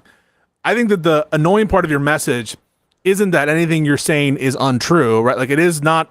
It's not untrue that people are still struggling. It's not untrue that I don't think it'll be good, like quoting voters saying how good we did in 2010.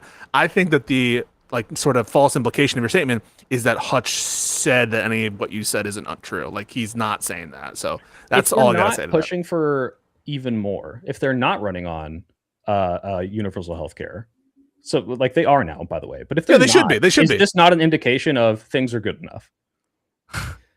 Okay, every Democrat runs on universal health care. Now they do. After Bernie brought it into the fucking. No, they've been doing this for years. Go back to the primary in 2016. That was not what every Democrat was running on. You're conflating universal health care with Medicare for all, and they're not the same thing. Medicare for all is a way to get they're not running on care. single payer, sure. Medicare for all is a way to get to universal health care. So is an insurance model with the government filling in the gaps, which was the ACA model. And every president has run on expanding that more and more and more as we go. Yes. But they're not running on the final goal. Not all of them, right? Yeah, well, but what is who's not running on universal health care? Is universal health care. Now everyone is talking about that. Yeah, but that's not. That's what I'm saying. Is like the people want to hear. I want to get to this point eventually. Not all right, guys. Medicare subsidies for all who want it, and here's this caveat. Why are you like that's poo-pooing Medicaid subsidies? Why are you poo-pooing that, bro? It's not a bad thing. We were fighting for that during the shutdown. Fucking people. So I will grant you that the messaging isn't the best, but every single Democrat is fighting to see everyone in America have health care access. And the American people trust Democrats on it. That's one of our best issues. Yeah, like you're implying that there's Democrats out there that are okay with Americans not using our healthcare system and not having access. That's what I'm not saying that. I'm saying the perception of the public is that if you're not doing what the more populist candidates are doing, which is like this isn't good enough and we're going to get better, that they're like, oh, so you're saying that these small changes, but people are still struggling is fine? Well, why don't you want to fight for more? And I'm saying, yes, we need these pragmatic compromises. It has to be incremental. You can't just like overhaul the system. This doesn't happen. This is a pie in the sky, Green Lantern, to quote Hutch thing. But you still need to be able to message that and say, guys, it's going to take it's a big fight. We're incrementalizing, but like, it's not good enough and we're going to keep pushing it forward. And I don't think that's coming through to most people. I understand what the motivations are. I'm not saying Democrats are like, oh, good. Ha ha ha. All these people dying. That's great. I don't care. We got enough. I'm not saying that. But Soypel, it's up to the voters. Like if the voters want someone who that's kind of trivial. Yeah. I mean, obviously. Hang on. Like it's up to the voters. If they want if the voters in this country really want single payer, they will elect enough people in Congress to pass single payer. I'm not talking about. And if they don't, they won't. I'm saying when I say it's trivial, I just mean like it's just obviously true statement. What you're saying but it's not true to these people. They think like the party. It's like they think of the Democratic Party like an amorphous like blob hive mind where we just decide to do things. But it's like the makeup of the Congress is what determines the platform of the party. And so if enough people that's I think more controversial than if what you're saying is like the party will represent where the people are at. For the most part, yes. I think we're a highly divided society in a fucking country with 330 million people. I will say though, from some experience, and maybe this is not anything, I sometimes feel like our Democratic leadership doesn't represent the base.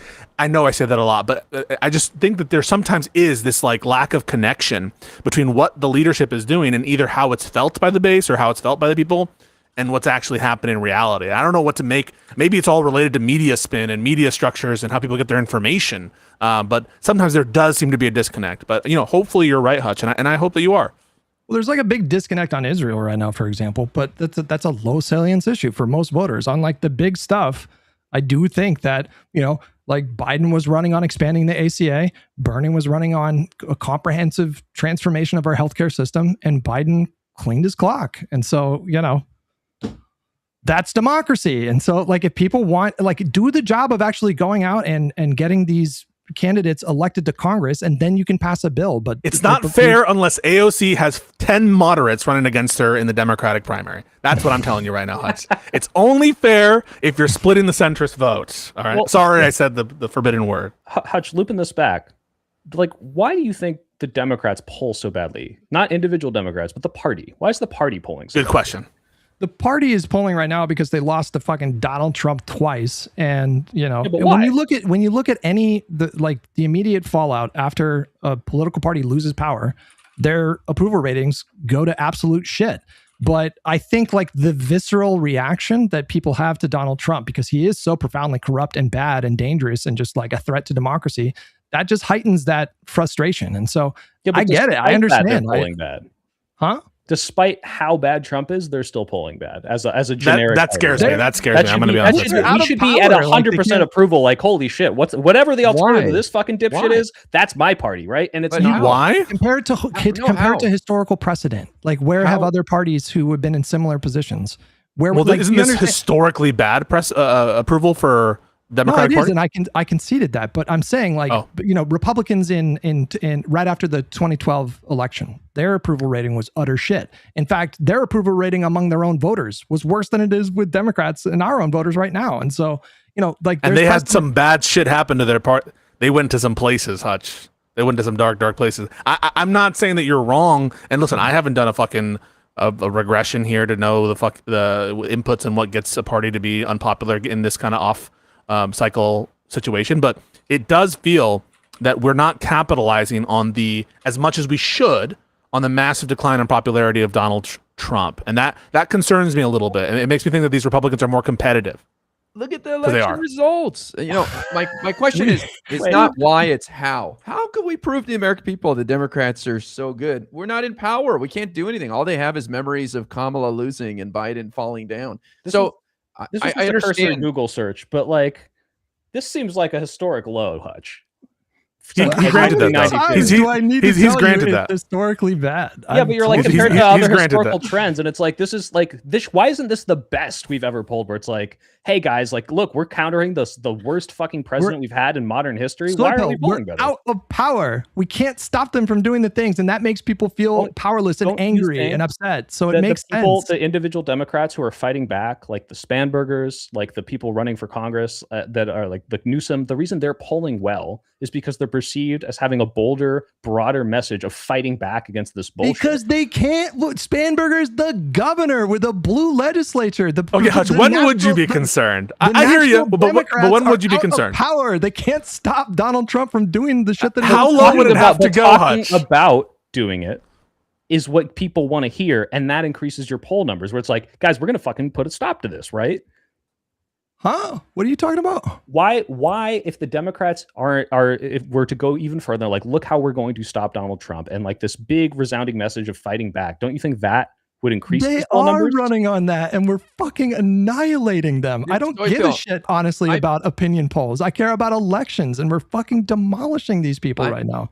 I'm willing to bet if the Democratic Party had a campaign to give a free Dr. Pepper to every American, they would see their approval rating go up. Like that, those numbers mean nothing, dude. It's just like fantasy. Like, would you like your wife to be hotter? It's like, yeah. Sure. You don't think these polls are meaningful?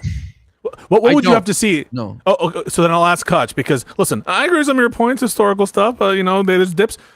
What would you have to see before you're going to call a 5-alarm fire or any kind of alarm? Because it does seem, I don't like to do this. If you read Candide, there's a character called Dr. Pangloss, and he says, we're in the best of all possible worlds. We're in the best of all possible worlds. Everything is fine. Do you think that there's an amount of negative approval where you'd be like, that's concerning, guys? Sure, of course, theoretically, if it went down to 0, I'd be like, what the fuck is going on? But like, what do you think is more like the polls right now are instructive for the candidates because it gives them a sense of where the base is at, and that is going to help them like craft platforms that are going to be more like catered to the voters. But that is already happening. Like, why do you think Kamala Harris is out here publicly talking about like packing the court? She's looking at the same polls that the voter base are. Numbers up? Huh? Didn't that shoot her number up? I think it gave her like a bump in the polls, right? Maybe, but she's been ahead. She's been on top of the polls this whole time. Sure. But I'm saying that's the sort of stuff, the bolder stuff that I'm talking about, where if we're resting on the idea that like we're winning a lot of these elections, I think because how shit Donald Trump is. And we've talked about this before, but it's like, what about 4 years from now? What about 10 years from now? Like we can start thinking about that right now. And that's not getting ahead of ourselves. That's what are we doing to make sure we maintain this power past the midterms? What are we doing to make sure why do we have to get an independent candidate in Nebraska? Did you see that whole play? It was a smart play, by the way, for the Democrats. They had to like sub in a candidate because there was a spoiler who was acting like a Democrat in Nebraska. And then they like pulled him out and they're going to like get her to resign the race or whatever. The brand is such that in Nebraska, we're not running a Democrat. And I understand, right? The brand might be bad in Nebraska, specifically in red states, but don't you think it's an issue? And it's not just us saying this. Ezra Klein has said it. Nobody the great Ezra. But who's saying, when have I ever said like, we're fine. We're good. We're permanently good. We're just going to coast from here on out. Like, do you agree that the brand is bad? The Democratic brand is utter shit right now. Disagree. Obviously, yes. Oh, we got some. This is an interesting. Hutch we don't get this a lot. Yeah, let's get a fight. Yeah, let's do this.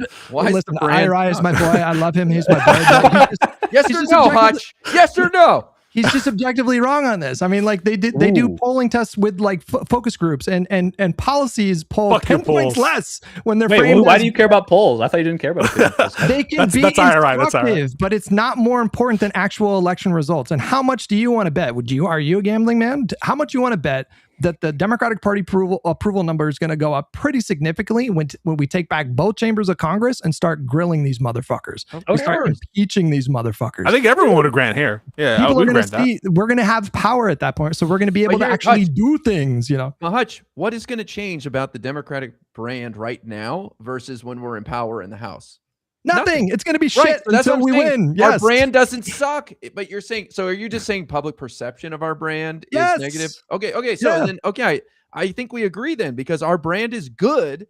People just haven't seen it on display.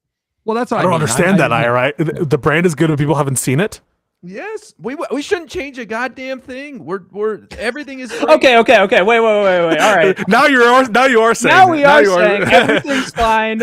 We don't change a thing. This is what I'm talking about. I wouldn't change a goddamn thing. Say that to a voter right now and watch them blow their fucking brains out. No, like, come on, that's horrible. But the funny thing is, Hutch is right. We're gonna do the exact same thing, and we'll be in power, and they'll be like, "This is based. We like this." It's like this is what we were doing before, but we weren't in power. Some of this is kind of like fuck the voters, because honestly a lot of voters are like, fucking do something, literally. So like fuck the voters sometimes, because like so a lot of voters right now in the Democratic base are fucking screaming like, do something. Which type of voter? How many viral tweets type of voter? Seen? Hold on, how many viral tweets? Which minority? How many viral tweets have we seen from some account on Twitter? And it'll be like, Donald Trump signs a bill into law that kills the firstborn, and then like it'll be some like one of these fucking accounts, and it'll be like, fucking do something, Democrats. And there's like literally nothing they can do, and then you go back into these people's like Twitter and they voted for Trump. They're like, they voted for Trump. Kamala, and fucking, I'm not supporting the Democrat. It's like, fuck these people, man.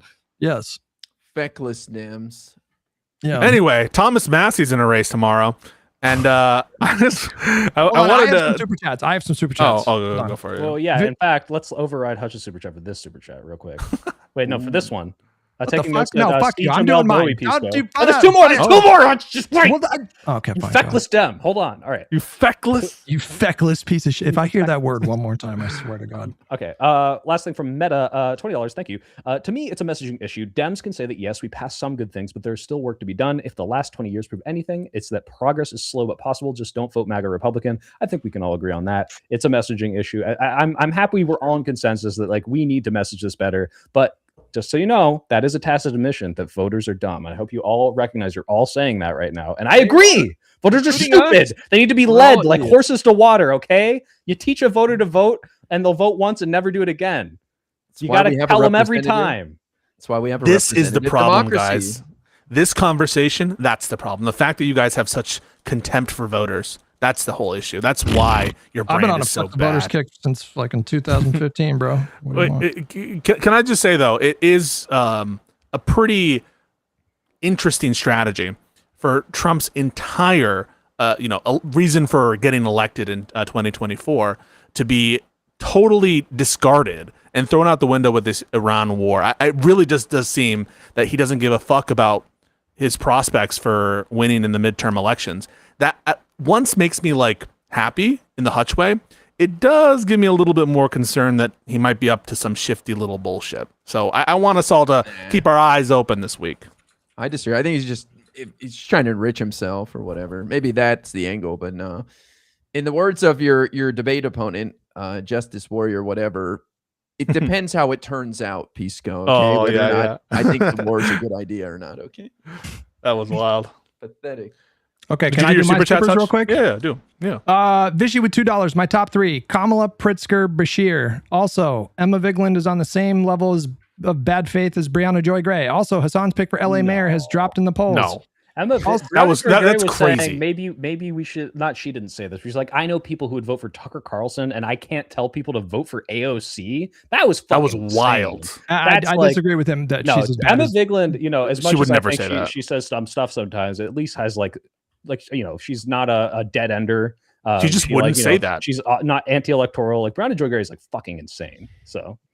Vishy with $2. We need to mandate influencer disclosure now. A billionaire trying to buy elections with his ads and hiring influencers while leftists are throwing away all the morals for him is bullshit. Becerra, please bye-bye Steyer. Vishy with $2. The reason it's low is because there's different standards for both parties in the media, and with the general electorate, we're on two different planes right now. One side has cult-like behavior, the other doesn't. Also, swing voters exist. Hold on, two more. Bad Company with $5. If we agree Chris Murphy knows what he's doing, why don't we all get behind McMurrow like he did? Ooh, damn. Meta with $2. Of course, the voters are stupid. Of course, the voters are stupid. We got Trump twice. And now listen, I love deferring to Chris Murphy, so I'm thinking about it, guys. I haven't announced my I haven't announced my my nomination, or sorry, my endorsement yet. I've been 2 for 2 on Senate. I endorsed Plattner and I endorsed Tallarico. And so whoever's going to get the Pisco endorsement, it really does seem to predict the winner here. So I'm thinking about it. Risky predictions there, Pisco. Yeah. You guys were talking about Democratic brand, right? Well, we don't have power, and when we get power, well, then the polling's going to go up, and everyone's going to be on board, and we don't change anything. I didn't say that! Okay, sorry. Why do you mischaracterize? Guy said that. Guy said that. I said, why should we change anything? I said that too. Hey, did Guy or not? Yes or no? Hutch, did Guy say let's not? Guy did say that. That's true. That's true. Okay, what did I say? You said let's not change anything. Okay, but I'm with Kamala. I wouldn't change it. Damn. Well, she's changed something recently. She's talking about potentially packing the courts, so that's changed, and I think that's a good change. But why then, when Biden was in power for 4 years, did we not see that? Why do we not see this? Why didn't we pack the court? Is that what you're asking? No, why didn't we see this like popularity? Like, wow, we just see how good even when Dems were doing good stuff. Why didn't we see that happen? Why didn't we see that popularity surge? Biden was a geriatric candidate. He didn't have that dog in him to be a cheerleader for his policy, and he admitted it. He said, I should have focused more on the politics. But is that it? It's like no matter how good you do for the American populace, if you don't message it good enough because you're an old fart, then that's it. You're done. Look at Trump. He's shining a turd. He's like, look at this amazing turd on the plane. Isn't this amazing? Look what I got from Iran. 200 or from China, 200 Boeing jets, and Boeing stock goes down. It was such a shitty deal. Like the political dynamic in this country, and it's been this way for fucking decades, is American voters want change. They elect a new president, and then they think the president is overreaching, and then they punish them in the midterms. There's an incumbency advantage for the presidency, but their popularity typically starts ticking down like relatively shortly after they're elected. People in office, right? This happens why every presidency. Shouldn't we then be getting these people that are cheerleaders for the Dems? They're not poo-pooing them for, like doing good things, but like, let's get a guy up there running for president saying, you know what? We fucking cut child poverty in half. That was great. And we're not fucking done until it's 100%, right? Sure. That's the kind of people that need to be up there. And it seems like we're not really getting that. And the Democratic Party doesn't have this like salience to reach the... Can I just say one thing to that, Soy Pill? So that might be right in terms of messaging, but there's one aspect of what Hutch is saying that I really agree with. and that is this desire to rationalize the thought process of the electorate and the American people. If you talk to people like Cenk Uygur, they always have an explanation for why the American people reject something, accept something else, and it's always coherent, right? As though the American people are like this one unified mind, and they react predictably to different stimuli in such a way that is like follows a logical train of thought. And I view them fundamentally as, I think, unaligned with Hutch, as more capricious, as more fleeting, as more wishy-washy and fickle in general. And so I think that the messaging strategies need to take that as an assumption instead of thinking that the American people are like going to be charmed by like a coherent policy through line there. Look at this super chat, man. I love that you brought this up because this is someone just finding any reason at all. Just like you give a shit about prop summaries in the fucking stupid booklet nobody reads. Fuck you, whoever did that. Thanks for your money. Go fuck yourself. You're so full of shit, man. You're the guy who gets mad about shopping carts not being put away in the little. I do. You don't get mad at that? You don't get mad at that? You don't have a Larry David moment about God, you're a bad person. He doesn't put the. That's crazy. I put mine back. I put mine back. I don't give a shit if other people don't. Who cares? You pollute shit next to the tree, don't you? Everyone should do it, and that it's like even though you're making the world a better place, you know that if most people did, the world would be better, and you're upset that some people don't. Shouldn't we shame those who don't put the shopping cart back? I'm not saying don't vote for them if they don't put the shopping cart back. I'm just saying it's the point of criticism. What harm does it cause to not put You're inconveniencing someone else. You're inconveniencing the Parkers. You leave the toilet seat up, don't you, Guy? What? You leave the toilet seat up, huh? No, I put it down. I'm considerate. I put my shopping cart away every time, but I couldn't care less if other people don't. It doesn't bother me. What, do you pay taxes, Guy? No, I'm a sovereign citizen. What do you think? Would you be upset if everyone stopped paying taxes? I think the society only works if everyone buys in to the kindness. Okay, stop focusing on my kindness. Stop focusing on my side thing. Okay, that guy's a shithead for coming up with some bullshit reason and not supporting. Wait, what's the reason? Even I don't even understand it. There's like some shopping carts, some ballot thing, or well, I think what he's talking about is you get this booklet when you go to vote, and it has like positions pro and con on each of referendums. And I guess the attorney general, when Javier Becerra was attorney general, he wrote one or something. I have no idea. Damn, sounds corrupt. I've heard of that, but Soy Pill, to your point, I think there's like two angles to it. You're saying like, why aren't we seeing Democrats do more and do bigger? Well, they do in the primaries. More. They do in the primaries. That's what happens in the primaries, and then the voters choose, and then that's the person. But then also you have to consider like the electorate is going to be like drastically different sometimes, even just within a 4-year cycle. And so in 2008, the Bush administration was so unpopular because of the war and Katrina and the housing crash that enabled Obama to run on like a bold policy. And I don't give a fuck what anybody says. The ACA was a big, bold transformational policy that helped millions of people. And so like it's going to be a different opportunity depending on what's going on. Like, Hillary Clinton, she was facing an electorate that was like, much more towards the center after 8 years of Obama and a bunch of propaganda about the ACA that the Fox News was running 24/7. The electorate in 2020, that was a pretty like moderate electorate. That was a close election, and they nominated Joe Biden. I do think, again, like this is my prediction, I could be wrong about this, like I think 2028 is like one of these special like years where I do think the Democrats are going to be in a position to like take some really big swings. And so is Michigan the battle for the soul of the Democratic Party then? I mean, is this really where what's that the front line is? What do you mean? Is the Michigan primary where the battle for the soul of the Democratic Party is happening? I think the climate is so bad for Republicans that it honestly doesn't even fucking matter. Like I'm a little bit concerned that El Sayed polls like worse than McMurrow and Stevens, but I think we're going to run the board. I think we're going to against Rogers. Yeah, well, in most of the polls that I've seen, yes. In the head-to-heads, it's not by much. It's like he's running like 3 points behind the others. But McMurrow is endorsed by Chris Murphy. That's all you need to know. There you go. Enough said. That is a very compelling point, Guy. I haven't put out my endorsement yet, but I'm thinking about it. Yeah, but I'm thinking very, very strongly. Let me help you, Pisco, even more. Stevens is recruited by Schumer. Oh yeah, I would never endorse Stevens. What a Schumer apologist. No, I'm listen. Thank you, Schumer, for all the wonderful things that you've done. He recruited in Ohio, name of Sherrod Sherrod Brown? Is it Sherrod Brown? Sherrod. I thought it was Sherrod Brown. Yeah. Yep. And that's going to be an interesting race. Iowa looks like it's going to be a competitive primary too, right? Am I wrong about that?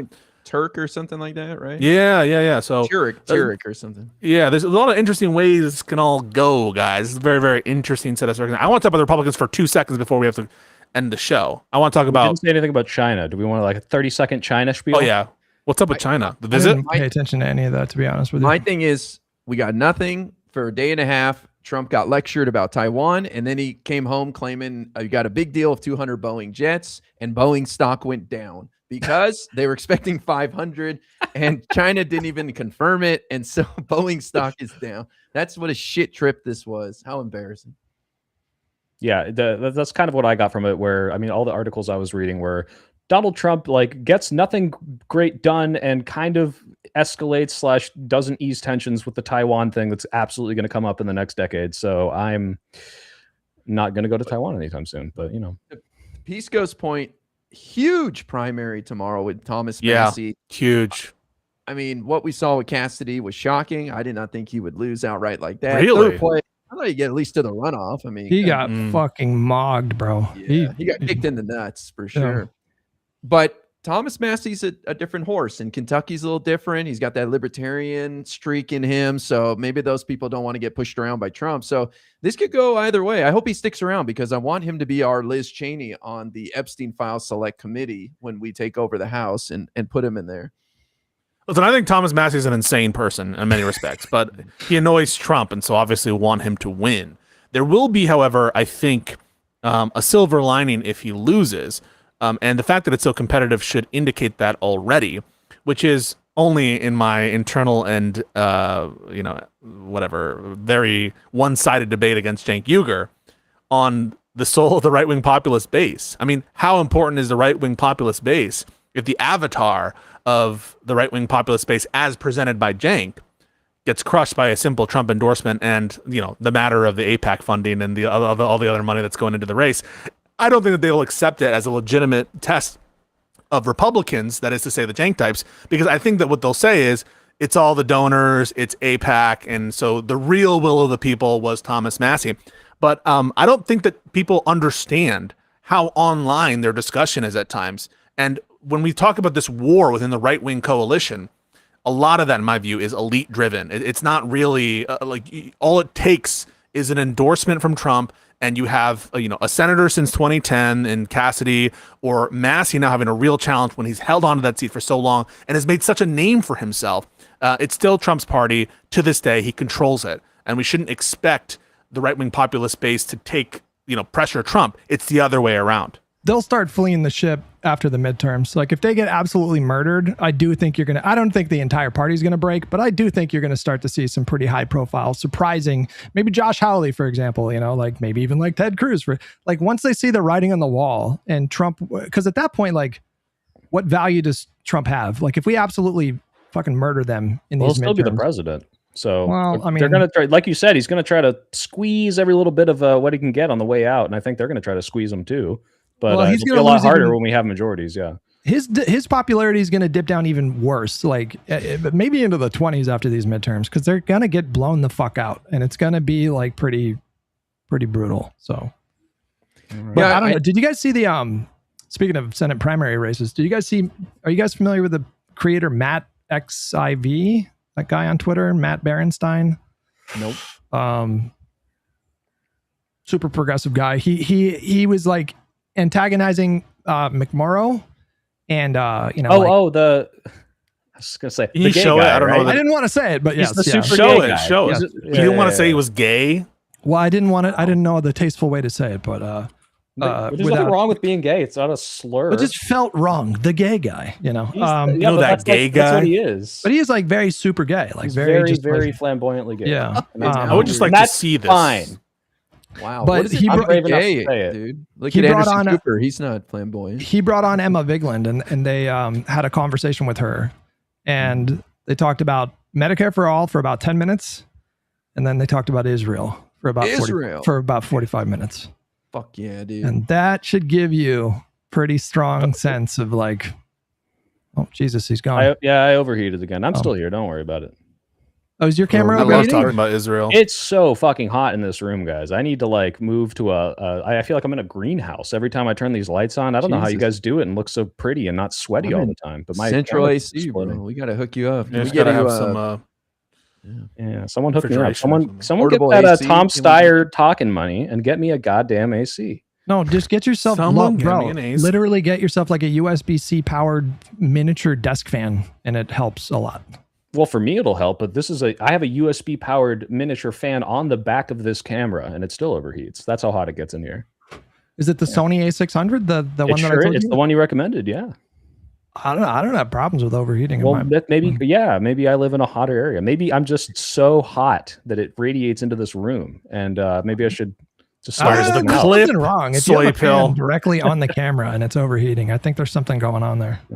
I just think it's hot in here, but Yeah, we just need that clip, bro. I wanted to say about the Massey thing too. Like, I don't think this is bad for us on the left. Neither the Cassidy thing politically. For our country, sure, temporarily, but Cassidy could turn into a Tom Tillis, another Trump hater for the next year on his way out, and cause problems. Maybe get in the way of confirming Supreme Court justices if he's really pissed. And Thomas Massey will be there for the rest of the year too. So we might have these disaffected Republicans who are super pissed and willing to go all out. I don't know. But anyways, Trump consolidating power is good for us because his ship is sinking, and these are less people showing that there's an option to be against Trump. So I think it's good for us politically.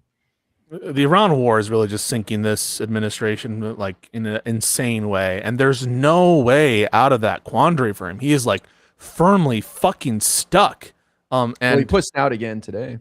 Yeah, every week it's like I was about to nuke them, but the Pakistani fucking foreign minister who I love, or the United Arab Emirates emir said, It's gonna get "Please don't, sir." He's gonna get down to some kid I met on the street begged me to not do it. Okay, tears in his eyes. He said, "Please." I said, "Sure, no problem." I want to do it. They won't let me do it. No, I really am. The longer this goes on, the silver lining of every single clip of him saying, the war's over, the war's over, the war's over. And it's like, how many years? Like, I don't want it to go on for years, but if it does, that's going to look so fucking bad for these people.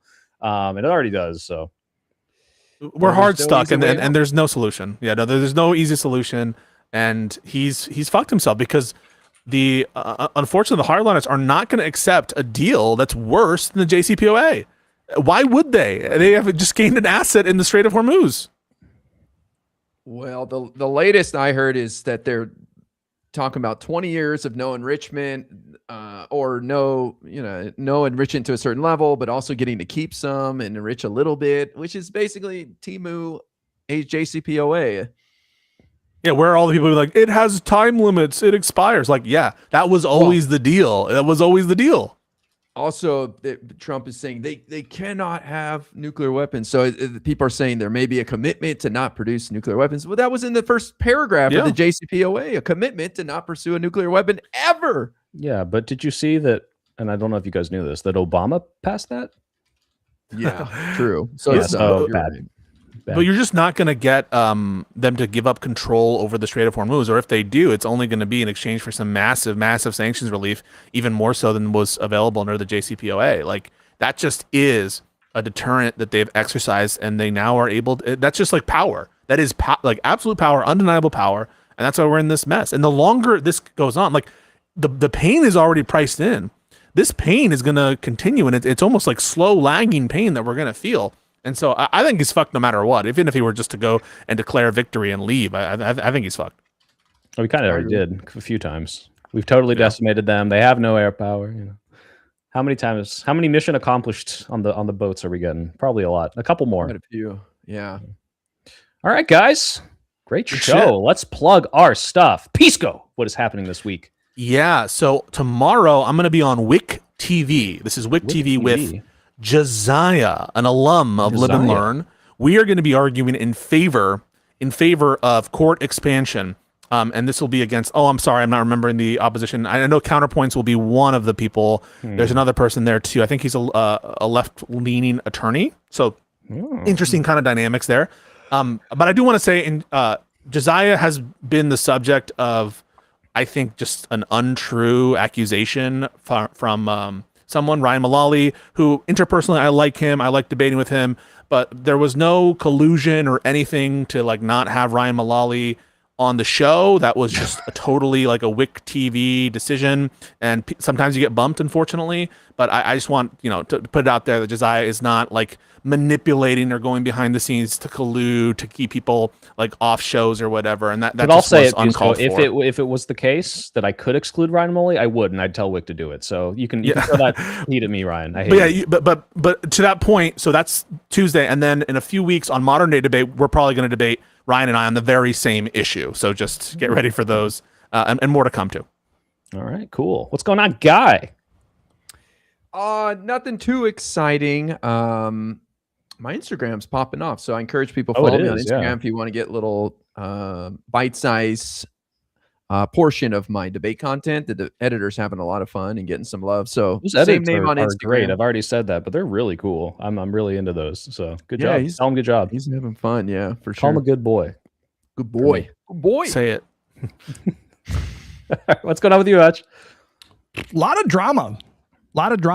Probably covering a lot of drama. So normal streams. Starting earlier, 7:30 a.m. West Coast. That's good. Here's my question, Hutch. I don't know anything about the drama. Are you winning? all I know. All I want you to know. Are you winning? Are you winning? It's the funniest drama ever. Okay. I just need to know if you are winning. That's all. Are you winning, son? All right. And nothing on my end. I'm working on my video. I might stream this week, but I'm just I'm just cranking them out. All right, guys. We're trying. I remember when I said I was going to have 2 videos a month? Absolutely not. It's still 1. So sorry. But yeah. But we love the videos. We love them. But we love the videos. We love them. They're so good. They told me not to make too many videos. I said I'm not going to do it. Wait, you got your Twitter back. Maybe announce I got my Twitter back. That was huge. I can't believe it. Yeah. I can't believe it worked too. The people that told me just say the left-wing hate mob canceled you, I was like, no fucking shot that worked. And it did. Totally did. Wild. No, but you don't understand. It did. I sent the message on a Sunday and it passed on a Monday, which means that a human being went to work after the weekend and looked at it and was like, yeah, the left-wing hate mob canceled this guy. It was Grok, bro. He's base. He's red-pilled. Mecha Hitler came in clutch. I'll say that. Sometimes Hitler had some good ideas. I'm just saying. Hitler had some. Whoa. Jesus. Wow. Christ. Is that actually TOS? He was a vegetarian. I'm okay with that. That was wildly everyone be quiet. Yeah, wildly inappropriate. These are in this era of anti-Semitism that sometimes people have good some things ideas, aren't funny. Right. Some things aren't funny. Look, I'm Jewish. I can say a guy can veto my Jew vote. He's probably more Jewish than me, but anyway, we'll be talking on that note. But anyway, yeah, guys. Thank you guys so much. Cancel me in the intervention in the group chat, I guess. But have a good week, everybody. Signing off. Bye. All right, guys. Bye.